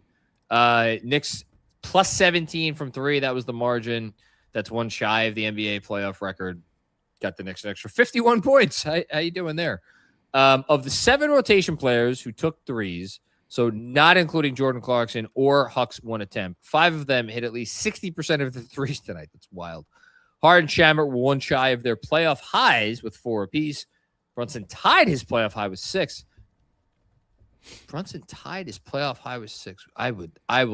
I could be sitting here for an hour and I wouldn't get what the other game he had 6 was. And then Deuce set a new personal playoff high with 7. There you go. Good stuff. I might know it. I'm going to look it up. By the way, you don't know it offhand? So there's 2 that come to mind. There's the Heat game where he hit a bunch. The game you played 40 whatever minutes. Game and then 6? there I would no game 5. No, game 5. Game 5 he played 48. Yeah, okay. And game 6 he played 45 or 46, and then obviously what happened in the 2 minutes he sat. Yes, we do. I was gonna say one of the You're right. Against the Sixers. Oh, it is that game. So it was that. He had 6 in that game, and then he had it. I was like, there's got to be a Dallas game, in the Utah series. Okay. Game 2? 40 when he had 41. Yeah. 6 to 10 from 3. I impressed myself there. I didn't think I got it on the first try. What 5 of 7 in a loss to the Warriors in the conference finals that year? No, sorry, that was a different year. That was 2022. Okay. Anyway, good stuff, Jonah. Good stuff. Thank you, Jonah. Vince, thank you. Happy birthday, John. Happy Mother's Day to all the moms in the KFS community. Been watching this team since '73 and have never seen this level of playoff dominance. have been watching this team since 73. So do you remember the title? That's my question there. That's what I want to know. Either way, valid statement. I mean, so say the numbers. You know, there's no stretch like this. There's no stretch like this that they've ever been on. I would actually, I don't even think I have to look this up. I don't think you could find 7 games in Knicks history where they won by this margin. Like, if these 7, let's zoom out for a sec. If these 7 games occurred in the middle of February against the fucking ass cracks of the league, we would be talking. It would be a conversation point. Like, they're doing this in the playoffs. There's a throwback for you. It's just wild. That's wild. Okay. Kev, what's a different Kev? Kev Chronicles. I don't think I ever saw your name before. Again, one of the OGs. Shout out to my cousin TJ who lives in Philly and talks so much about his team. On this day, complete silence. Listen, if you're a Sixers fan and you're talking your shit today, I want some of what you got. Thanks, Kev. Jerry D, another one of these. My goodness. Happy birthday, J-Mac, and happy Mother's Day to all moms. Expectations could not be higher this postseason, and this team is somehow exceeding them so far. 8 more. Jerry, I think you might have just given them the best compliment, because I don't know that anyone I've seen anyone put 2 and 2 together like that in this specific sense. Yes, the expectations were sky high. Yes, they are blowing teams out of the water. Is it not a little bit harder to do this when the expectation, because when the pressure, again, just when pressure is on, most people do not do better with pressure. If anything, pressure makes life harder. Most people do better when it's like, hey, loosey-goosey. All the pressure is there. And they're doing it despite that pressure. Unless you want to tell me this Knicks team has some kind of a special gene where the more pressure that's on them, the better they're performing. I just think they're not feeling the pressure. I think they've elevated to such a plane of basketball existence that pressure is almost like, it's like, it's affecting them like the temperature in Sydney, Australia or something. Like, it has no effect because they're just playing at such a high level. Let's hope they keep it up. Thank you, Jerry. That's really nice of you. Very much. Sage Lewis. What's going on, Sage? Hi, happy birthday, John. Oh, thank you very much. Thank you so much. First quarter was a message to Detroit. Our offense is NBA playoff record breaking. Next round may still be a battle, but our offense shown today. Let's go Knicks. Sorry, my wife just asked me if the dog was down here with me. And the dog is down here with me. So a message to Detroit. Look, Detroit, if they get out of this Cleveland series, which they haven't done yet, I think they're going to go into the Knicks series confident. Here's the thing I'll say about Detroit. They know exactly how they need to play to give themselves the best chance to win. And they usually play that way. And their guys, it's a gritty group. Their guys never lack for confidence. But and they're playing really well right now. Even in game 3, like, look, Cade 3 turnovers late, not ideal. Like, Duncan's going off. And I think he's the sort of guy that, like, the Knicks are going to, wherever they decide to hide Brunson, like, Duncan will get opportunities. I just think it's a structural, like, they are a flawed team structurally. Frankly, at both ends. And Duncan Robinson is a part of that, because if he's on the floor, he gives you someone to really heavily attack at the other end. And then if he's not on the floor, then you're talking about spacing nightmare. And again, OG's health has a lot to do with it, because they're going to try to obviously put him on Cade. My point is, like, Detroit, I think they're going to go into that series feeling like, hey, we kicked the shit out of these guys 3 times. We'll kick the shit out of them again. We owe them 1 from last year, the whole thing. It shouldn't matter. it shouldn't matter because the Knicks are just they're better put together team. They're a better put together roster, and they're just playing at a higher level. Like Detroit is playing like their version of like good, but like their version of good does not necessarily translate in the playoffs when teams can game plan for you and it's like the pressure's on and your warts are going to get exposed. Right now, the Knicks warts aren't getting exposed because they really don't have many warts how they're playing. Because their warts, as we know, have usually been self-inflicted. So, look, I think it'll be a good test. I don't think it's going to be a sweep or a 5-game series even. I think it's going to be a tough test, but if it is Detroit, I expect them to win. Thanks, Sage. Brolic Jesus, Philly. I'm glad OG got to rest. Hashtag back-to-back. Back-to-back conference finals, man. To be clear, for those listening, that it's Philly with 8 consecutive L's for what happened to Philly in both their hockey and basketball seasons. Do you know offhand? You may know. If you would ask me this, I would have gotten this wrong.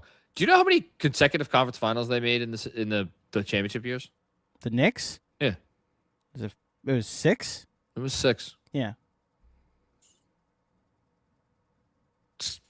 It's crazy. You're doing one playoff round to get to the conference finals. You did have to win one playoff round. I know. Best out of 3, too. Like, it wasn't, no disrespect, but. No, but look, if you put together a great team, and they obviously put together a great team, it wasn't as hard. Be the second of 8 teams. They beat the Bullets 5 of those times. Yes. Shout out to Baltimore. Wow. Yeah. Anyway, thanks, Brolic. Dom Cappuccini. A couple from Dom, by the way. Dom, again, said it about a few people. I will say, but we appreciate all of our listeners and anybody who contributes the whole thing. But I just, Dom, you're one of the OGs, and you've shown a lot of support to this channel and what we do in a lot of different ways over the years. So just thank you. Okay, I guess I was waiting for mid-May. I am convinced there is no ceiling for this team. The Knicks are so serious, man. They are so sincere. Don't worry. I've stayed around for the process to this. Let's go, Knicks. Next one from Dom. Today felt like sweet revenge from 2 years ago. I didn't hit my head. I remember Knicks winning that series. Surviving that series may have cost them 3 Eastern Conference Finals in a row at the very least.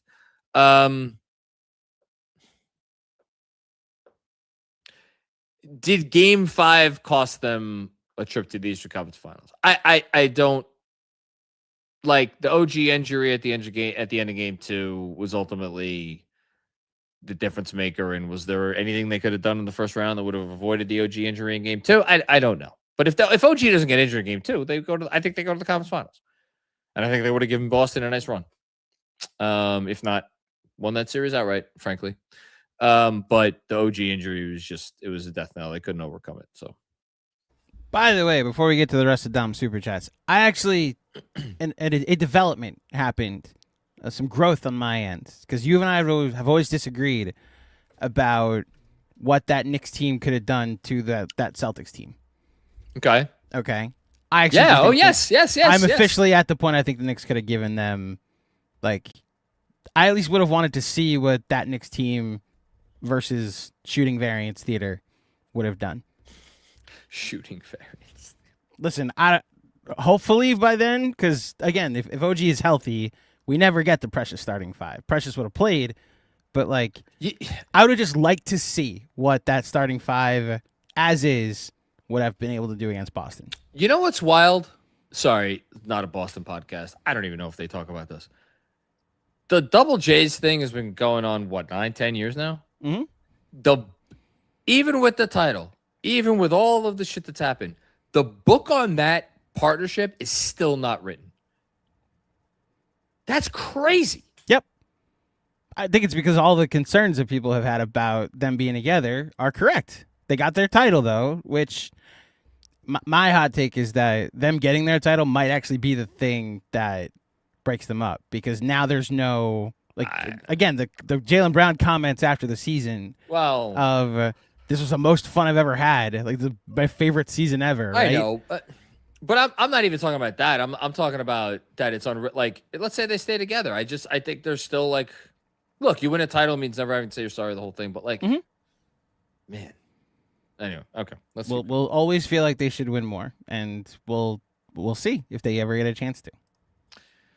Yes. Dom with another one. Is this real life or is this just fantasy? Quoting my maybe my favorite song, one of my favorite songs of all time.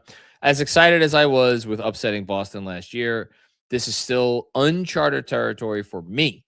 Best Knicks team maybe in all of my fandom starting in the spring of '94. Yeah, I mean, that's where I'm at. For anybody maybe tuning in late, I think this is the best Knicks team I've ever watched. I think this is the best Knicks team since the championship years. It is very much real life. I think this is, I mean, I certainly had my doubts going into the Pacers series because I had a lot of respect and frankly fear of the Pacers. I knew what the Pacers brought to the table. I was hopeful, but I was like, I also, the Knicks had not, they'd had issues in the first two rounds and the season. This is uncharted territory for all of us.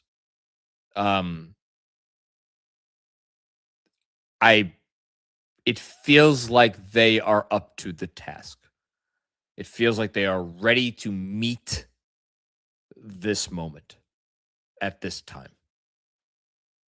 And I don't think that I have no doubt that they are ready to meet the moment, which is why I'm going to be very confident that they will emerge from the next round. Now you just got to go out and do it. Another one from Dom. Knicks in 5 next round, no matter who it is. Come on, all takers.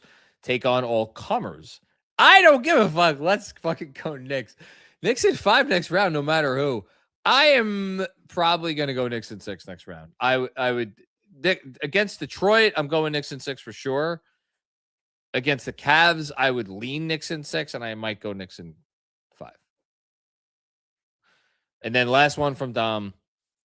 Cart before the horse. Not only can they make NBA history with their first title in 53 years, they can also make NBA history as the first team to win a title after 2 4-game losing streaks. How about that? Is that a fact? I remember I did this research earlier in the year when they had lost. They lost 5 games in a row. Well, they were 2-9, so they had to lose. Yeah, they lost 5 in a row. And I went back and I was like, and I looked as any team that won the title had ever lost that many games in a row. And there have been teams that have lost several games in a row. I think the one that stood out to me, I'll just double check it right now, is the Dallas Mavericks. Lost, but it was also like Dirk was injured for a bunch of it, but they lost like a bunch of games in a row and they went on to win the title that year. Yeah, they lost 1, 2, 3, 4, 5, 6 games in a row. And they lost 9 of 11, like the Knicks did, 2-9 stretch. So, but I did not know that stat.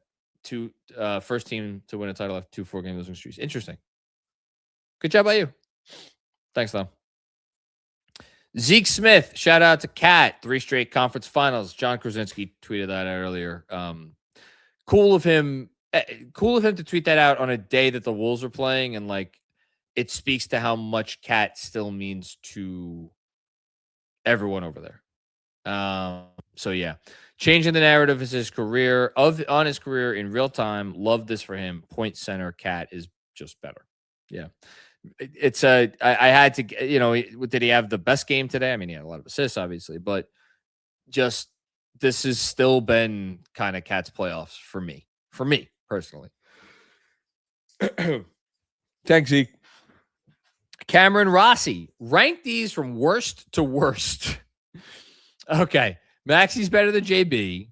Number 1, 2, VJ can guard JB. Number 3, Oubre can guard JB. 4, Embiid is the best player in the series. Go Knicks. The worst take of those. The worst take of those actually is Embiid is the best player in the series because there's 2 ends of the court. And he's at the point, he's still obviously very capable offensively. He was like perfect for most of the day today and hit a bunch of free throws and the whole thing. he is no longer the player that can like own a basketball game, like put his fingerprints all over a basketball game in a way that when he is dominating his team, he is able to translate that to dominance from his team. It's just not him anymore. So, and the defensive stuff, that's the worst take. The other three, you know, obviously they all aged poorly. I don't know that I could separate any of those. I'll just say, like, before the series, if like you know, if someone stepped out of a DeLorean and was like, hey, Tyrese Maxey outplayed Jalen Brunson in the conference semifinals, saying nothing about who won or lost the series, I would have been like, oh, okay. You know, I wouldn't have been like floored. So did I think JB was better? Yeah, I thought JB was better. But it just goes to show like craft and skill. Not that Maxey doesn't have a lot of skill. He does, but this was a series where like JB's craft was more important than Maxey's just insane physical gifts. Thanks, Cameron. Good stuff. The Twinkie Foot. Love that. Knicks over the field. Thank you, Macri and the KFS crew, for what you do. It's been a pleasure being a part of the journey with you guys. The pleasure is all ours. Thank you for being on the journey with us. You're very welcome. We love doing what we do. We feel fortunate to be able to do what we do. And thank you for just showing your support. Christopher Halucky, speaking of showing support, this is one of my guys. I've always wondered what it was like to be a Chicago Bulls fan back in the days of Jordan. Go Knicks. Yeah, it's listen. It's crazy that invoking the name of Michael Jordan today doesn't feel that crazy. It really doesn't. And thank you.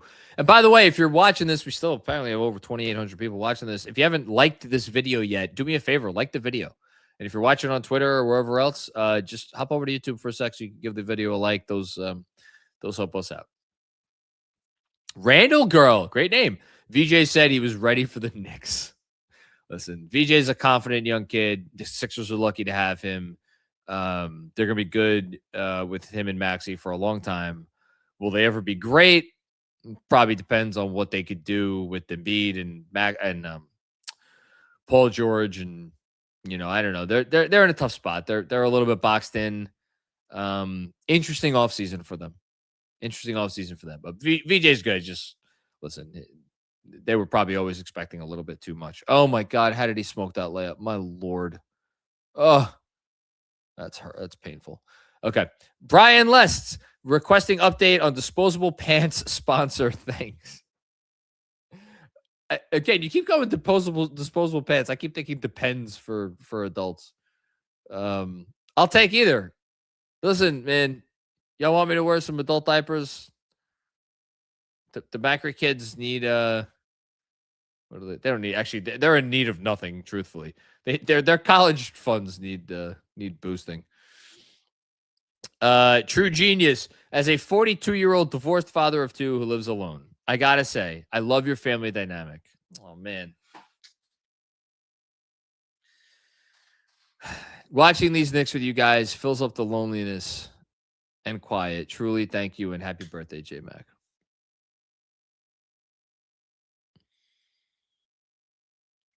Oh, God, man. Thank you, dude. That means it's like the world to me. Listen, I'm a child of divorce. My parents were separated before I was, frankly, before I was born. You know, that thing was over. So I get it, and I know how hard it is. You know, so I'm not airing any dirt, but my wife, I'm not gonna say specifically what she does, but in her profession, she talks to a lot of people who are in challenging family situations, and I probably not supposed to, but I occasionally will overhear, conversations, and just like I can't. I know how hard. I understand how hard it is for you. And I'm sure it ain't for lack of trying, man. But this is my extended family. I've been very open and honest over the years about the fact that like I'm a finicky sort in terms of like friendships and family and stuff like that, and like I keep my circle tight. Keep it very tight, probably too tight. But when I sit here and I tell you that I feel a connection to you and like the people who make this community what it is, I swear to you, I mean it from the bottom of my heart. I don't know, we may never meet in person or whatever, but this stupid basketball team, you know, it does have a way of binding people together. And listen, man, you got family right here. I'm telling you that. I mean it. It's genuine love. You know, it really is, because we're all just people trying to make it one day after the next, you know, or one day before the next, one day after the last. That's it. I got there. So, yeah, thanks for choosing us. I hope we can make you feel that sense of home, because that's what you guys all do for me. So thank you, really. Ja, so focused. What's going on, Ja? Man. Happy birthday, John. Sweeping is more fun than fun is fun. Barring injury, if this team doesn't make the finals, they should blow it up. fun team, likable team. Listen, I don't want to think about a world where they don't make the finals. I really don't. I'm not prepared to think about it. I don't want to think about it. I just want them to go out and keep playing their best. And then whatever happens, happens. So we don't have to worry about it. But you keep playing like this. No apologies necessary. No second guessing necessary. Doesn't mean that they're gonna like be back next year if they keep playing like this and they lose. Like, no, like, you know, look, there's a ton of pressure still, obviously, on this team to continue winning. But just keep playing like you're playing. And then the rest will figure itself out. Smitty, what's going on, Smitty? Love KFS. Thank you. I have been a Knicks fan since 1985. Oh, okay. When we won the lottery for the big fella. I'm so damn proud of this team. So many down years watching every game, and this team has made it all worth it. Here's a kind of a crazy thing. They won the Ewing lottery, right? They won the Ewing lottery, and Ewing spent the entirety of his relevant career with the Knicks. 15 years. It's a long fucking time. It's a long fucking time. They only made, I would say only, they made 4 conference finals in those. That's good. That's good. That's good. That's good. 4 in 15 years is not bad. Shit, go ask, you know, a lot of fan bases what four conference finals in 15 years would mean. This one has this version of this Knicks team has made 2 conference finals in 4 years of the Brunson era. Like, you want to talk about perspective? You're talking about Patrick Ewing, one of the 50 greatest players of all time. And Brunson, it's not all Brunson, just like it wasn't all Ewing, but just, yeah, it's a real perspective. Thanks, Smitty. Brian, with some more. Thank you, Brian. Shout out to all the moms in our lives who tolerated all the years we watched the worst franchise in pro sports night after night for 7 months a year. Another one coming from Brian. Sometimes faith gets rewarded, just not for our wives, who now have an extra 2 months of their unstable husbands watching basketball. Sorry, honey. Nah, listen, I think our moms love us the most, but I could just speak for my wife. She loves me more than any human being has any business loving another person. The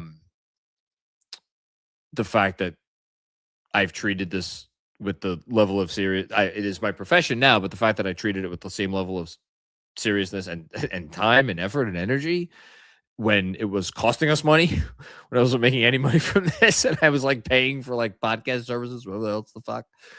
And she was like, yeah, you go do you. She probably needs her head examined. But anyway, so shout out to all the moms and shout out to all the wives, I guess, out there. Oh no. Nasri just got very hurt. It looks like. Oh, that's not good. Uptown Hoodie, thank you for the generosity, Uptown. Typing this from the back of the 7 p.m. Peter Pan bus back to New York City. Amen to you, brother. I was in row 2 behind the Sixers bench with 2 arms up for every deuce 3. Our team was so locked in, so focused. It was simply phenomenal execution. So proud. That's really cool that you got to witness that and that you got to witness that from that vantage point. Never been on a Peter Pan bus. Always wanted to go on one, oddly enough. That's cool for you, man. Oh, that's not a great ankle injury. Just a reminder. Yes. You're ahead a lot of people, myself included. Sorry. I'll stop. You're good. ZHG. Happy birthday, Macri. Thank you so much. What a present this was. Back-to-back Eastern Conference Finals, a second-round sweep, multiple blowouts. What are we living through? Keep it rolling. I think we're all trying to figure that out right now. It really is a question. What are we all living through? I tell you what we might be living through. I don't think I'm spoiling anything for Andrew. This is a nasty fucking Spurs team we have beat twice this year. It should have been 3 times. They are nasty. Talk about a team playing with confidence. Woo. ZHG, thank you. Uptown Hoodie with another one. Bridges really playing with an edge, talking shit to the crowd. I love that. Beating Philly was personal for him. We've been waiting for him to flip the switch. Hey, man. Again, or maybe not again, but I have talked about this before. Y'all, he was the perfect piece for you guys. What'd you trade him for? You traded him for Zaire Smith and the pick that became Trey Mann. Zaire Smith last played in the NBA in 2020, before the We Here season. The last time Zaire Smith played in the NBA, Julius Randle was a Pelican. They traded Mikal Bridges for that guy and Trey Mann, who was a nice player, still in the league. Congratulations to him. Averaged 5.5 points a game for the Hornets this year.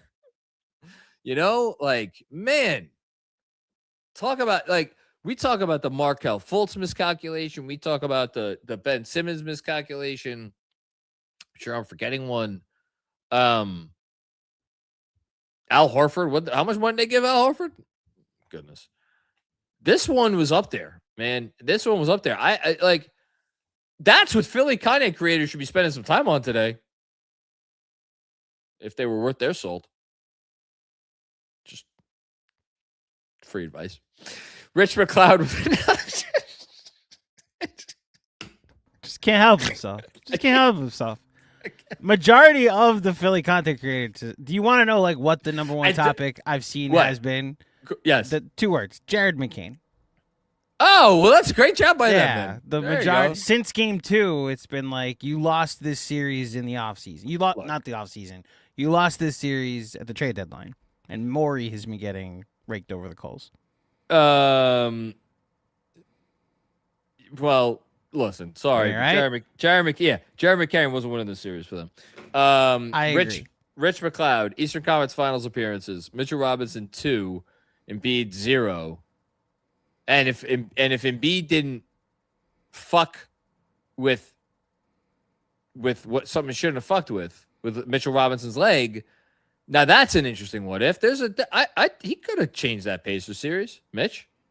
They were literally a one guy short. Yeah, I agree. Because maybe Tibbs goes, knowing Tibbs, he might have gone double big instead of Precious. So that might have been just enough that they needed to win game 3. I don't know, but look, we know Mitch changed his playoff series, and we know we could have certainly changed that playoff series, and it could have been 3-0, but Embiid did what he did, and he's a fucking asshole. Again, get your Mitchell Robinson over Joel Embiid in the Louvre. t-shirt. I just gave it that name. On the Knicks Film School, on knicksfilmschool.com. Link is in the description of this episode right now. There you go. Thanks, Rich. Jaden Rossi, another one. Knick fan from Philly.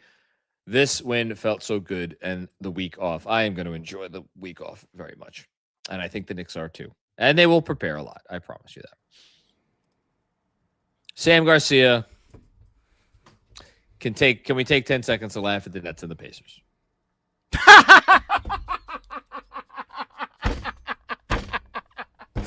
So great. Oh, the city is under new management. Apparently, you're managing from the 6th pick every year. Goodness, at this rate, the way you guys have bad lottery luck, the Knicks picks are going to be the higher picks that you end up drafting from. Hold on. What? You know the Nets do not own their pick next year. Right. Next year's the last one. It's a swap. It's to Houston. Houston, right? yeah.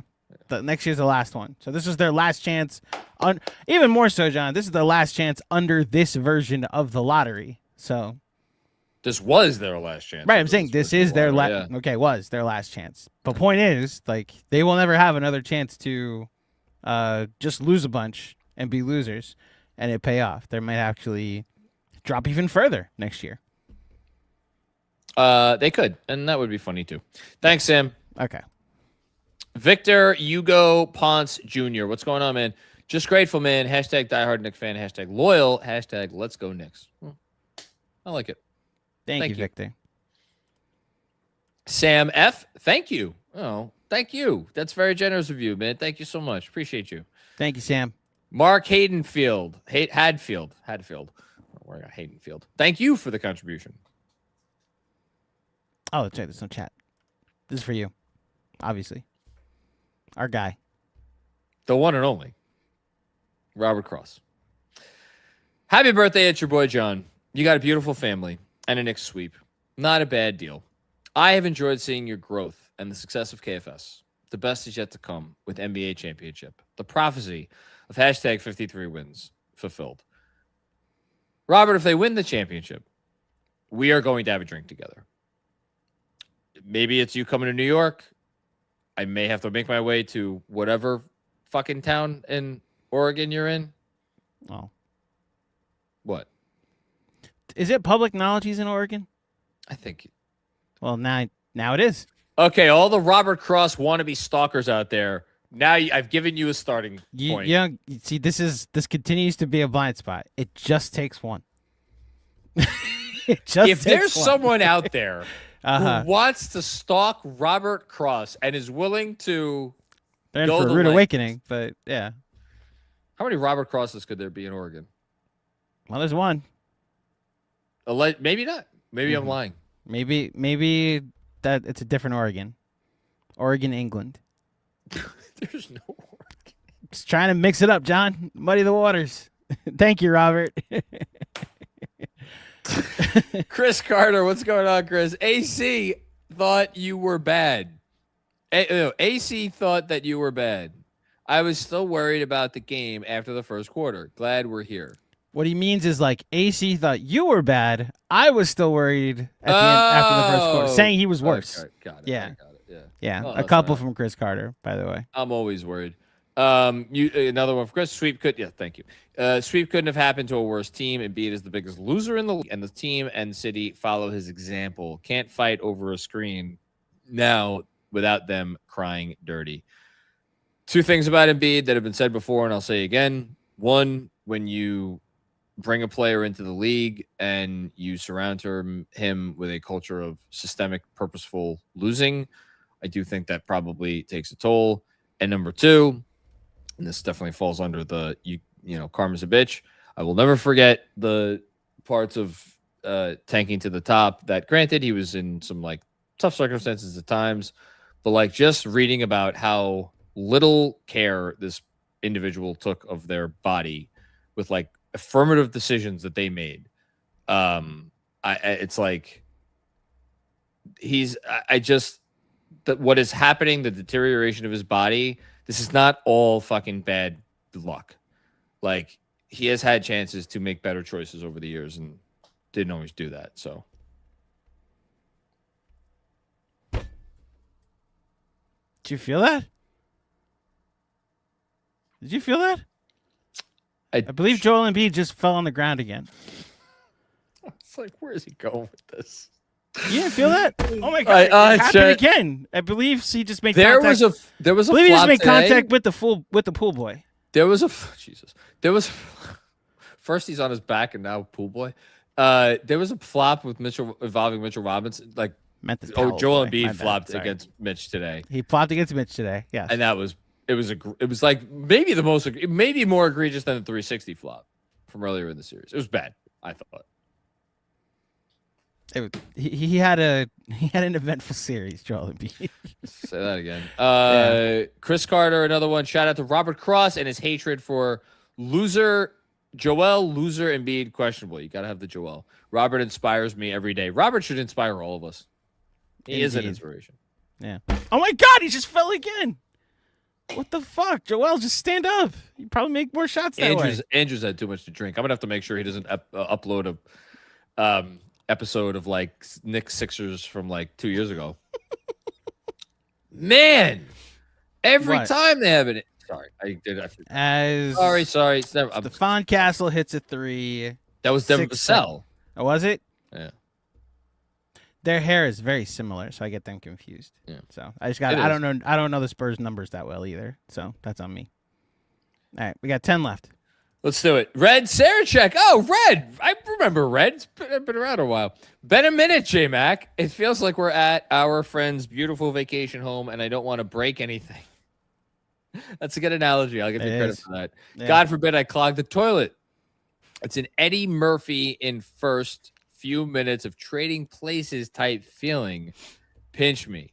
Eddie Murphy in the first few minutes of trading places. When the brothers bring him into the house. Yeah, but that's not the first few minutes. It's like 15 minutes into the movie. Yeah, it's after they've made the bet. I know you're right. It's closer to like 25. It's like 30. A half hour or 40 minutes into the movie. Yeah, no, you're right. It's after they. I think it's closer to 30. It's closer to 30 because we meet him. He's homeless. He gets arrested. They go in. They make the deal. I think it's about 30. Yeah, that's good. Come. Hey, Red. Want me to break something else? No. Yeah. Hey, Red, this exact analogy was me visiting John and his mother this summer. Oh, my God. Stop. Yeah, just letting you know. I know the feeling. Oscar, what's going on, Oscar? We can shoot teams out of games, grind out close wins. Huge to have Josh and Deuce shooting confidence back. Went to bed after the third quarter and now going to work. Good job by you. I thought Josh hasn't been talked about. I don't even think we've said Josh Hart's name on this freaking marathon. I thought Josh hitting the threes today was massive. I thought it was really, really important to see him hit threes. I thought it in the moment, and bad job that I haven't brought it up until now. Speaking of Kevin Danishevsky, still going? Apparently. Want to say Hart was freaking incredible. There has been soliloquies written about Karl-Anthony Towns in this postseason, Jalen Brunson in this postseason, Mike Brown in this postseason, Mikal Bridges in this postseason, OG Anunoby in this postseason, Deuce McBride today, Mitchell Robinson in this postseason. Josh Hart has been the glue that has held everything together that they've done. He has been awesome from minute one of the Hawks series, helped set the tone of that series, helped pull them out from the brink in that series, helped set the tone in this series. It's awesome. Thanks, Kevin. John Leary, assuming OG will play game one of the Eastern Conference Finals. I hope so, John. I hope so. If we get to a week from now or 9 days from now, whatever the fuck it is, and he is listed as anything other than available, I am going to cry a small tear. If the Knicks lost game 3, do you think OG plays game 4? Listen, according to what Mike Brown said, didn't he say something like it's not about what we're in the series? It's like when he's ready, he's ready. So I don't know. Probably not. I think he does. Okay. Yeah. I think that's some gamesmanship on Mike Brown's part. Because not for nothing, NBA has some gambling partners. You don't want to say we're up 3-0. Why would we play OG Anunoby? So I think it's his job to be like, oh yeah, we're just when medical approves him. So true. Another one from John. Leon better than Maury. Both were hired in 2020 by their respective organizations. I mean, I think Leon's done a better job, unquestionably. Maury's best move has been drafting Tyrese Maxey. Leon's best move has been signing Jalen Brunson. If you go down the list from there, if let's call that a draw, you know, if you go down the list from there, I don't think it's close. All right, you got 4 left. They're pretty significant, so I'm going to tap out for a second. Okay, sounds good. Deadwards, what's going on, Deadwards? Very generous of you, and I'll say it about you too. You're one of the OGs here at Knicks Film School, and we appreciate that, and we appreciate you. Happy birthday, John. This feels different from past years. I don't get the doom and gloom feeling with this team. They're serious and cool at the same time. They mean business, but don't seem to get too high or too low, no matter how the game is going. The strangest thing about it, look, I don't think even the people, like I just talked before about how you guys are family and like the whole thing. I don't even know if people out there, only Andrew might know the depths of my level of insecurity and doubt and pessimism when it comes to my basketball team. I don't like, I'm feeling great. Like I could say, but look, I could sit here and be like, could they lose to Detroit? Yeah, they could lose to Detroit. It's possible. Detroit's a really like, they're not, I don't think they're like a team that could win a title, but they're a fucking pain in the ass to play. And like, they make you make mistakes and like it's possible, I guess. But like, I'm sitting here. I don't feel the doom and gloom. I don't. Even though they're going to potentially play a team that just beat them really badly 3 times in the season, I just don't feel it at all. I feel like we're going to see good basketball. I feel like they're going to give whoever they play a great series. And I think they're going to win. I feel really good about that. And then I think if they get to the finals, I think they're going to give either the Spurs, if it's the Spurs, if it's the Thunder, whoever it is, I think they're going to give that team a great run and have a great chance to win. It's just such a delight to go into these games feeling like you know what you're going to get from a performance standpoint, if not a result standpoint. And the results have been pretty good for a while now. So thanks, Delworth. Appreciate you. And Rich with another one. My God. And dude. And you do this a lot. Ah, God. The win. Thank you. On behalf of everybody at Knicks Film School, thank you. The win doesn't sink in until the completion of the KFS postgame. Happy birthday, Paisan. I hope you had as much joy as Embiid had flops and tears. I wonder if Embiid shed any tears today. Well, we're going to probably finish a little bit short of 4 hours. So I don't know what that says. Thank you for the birthday wishes. Today is a day that I will remember for a very long time. Like I said, it's the first time we've hosted an outdoor gathering at our new home. It felt like the most significant. It felt like we've been here since July, and yet today felt like, it's going to sound weird. It felt like the first day that we were like truly like our home became our home. I know that sounds weird.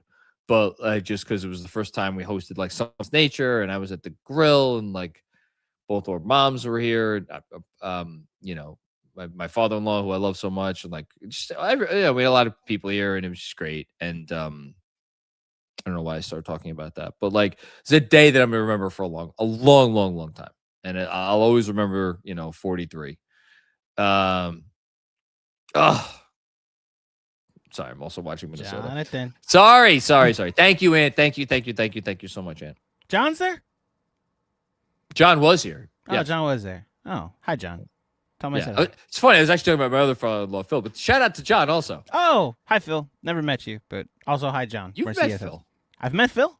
At their christening. Christening, yeah. Right, yeah. You never met him another time? That's weird. Why would I? I don't know. Because this is Dolores' dad? Dolores. He's Philly D. That means nothing to me. Phil might if I meet him, but yeah. Right now, the only Philly is the one with 8 consecutive L's. There you go. That's it. Thanks, Ant. Appreciate you, buddy. Another one from Ant. Another one from Ant. Congrats to Maxi on a great regular season, play-in tournament, and first round, but you got to cross bridges to get to Philly. I like that. I like what you did there. And Macau doesn't play that. Fuck them picks. Fuck Embiid. F Rocky. And them steps. F Philly blood, steaks, and cream cheese.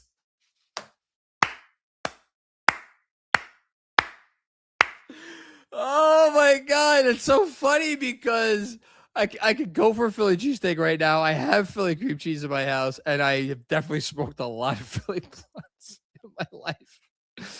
But I have no pushback. That's fantastic. That's great, Ant. My God, what a virtuoso super chat. Thank you. Oh, man. And then is this the last one? From Riyadh, another OG. Happy birthday, John, my fellow girl dad. Thanks for all that you do for us sickos. Thank you for letting me do what I do. I don't know how I would get through the stress of our Knicks striving for greatness. Have a drink of the good stuff tonight. I finished the bottle of the good stuff, so there you go. Happy Mother's Day to all. It's a pleasure. It is an honor, and it is something that I am extraordinarily proud to call my life's work. And that might seem silly to some, but I know it doesn't seem silly to anyone watching this. And that's all that matters. As for our Knickerbockers, you fucking did it again, guys. This time, the journey doesn't end here. This time, we're going an extra step further. This time, we are playing into June. But we had to get through this first. So thank you, everybody, for checking out another episode of the Knicks Film School Postgame Show presented by Fanatics Sportsbook. Andrew Claudio, like me, does this stuff with a lot of passion and a lot of pleasure, and but also makes a lot of sacrifices. And he sacrificed his Mother's Day, part of his Mother's Day, and I just want to thank him for that. Happy birthday, buddy. Cheers to you. Thanks, everybody. We love you. We appreciate you. We look forward to continuing the journey with you. We're going to have a lot of content on the channel this week, and just be on the lookout for all of it as we figure out what all that's going to be in due time. For tonight, though, please do your boys and girl, shout out to Rebecca, a favor. Like the video, subscribe to the channel, follow the pod. If you want to check, if you feel like, hey, maybe I should finally check out some of that bonus content, I'm guarantee you the Patreon stuff is going to be flowing. I'm going to do a mailbag within the next 24 hours or so, or at least a call for questions within the next 24 hours. Be on the lookout for that, existing patrons, and if you're thinking about joining Patreon. And then the Knicks Film School newsletter, which I'm going to start writing as soon as this Wolves game is over. We'll be back with more fun and games before you know it. Let's go, Knicks. Peace out.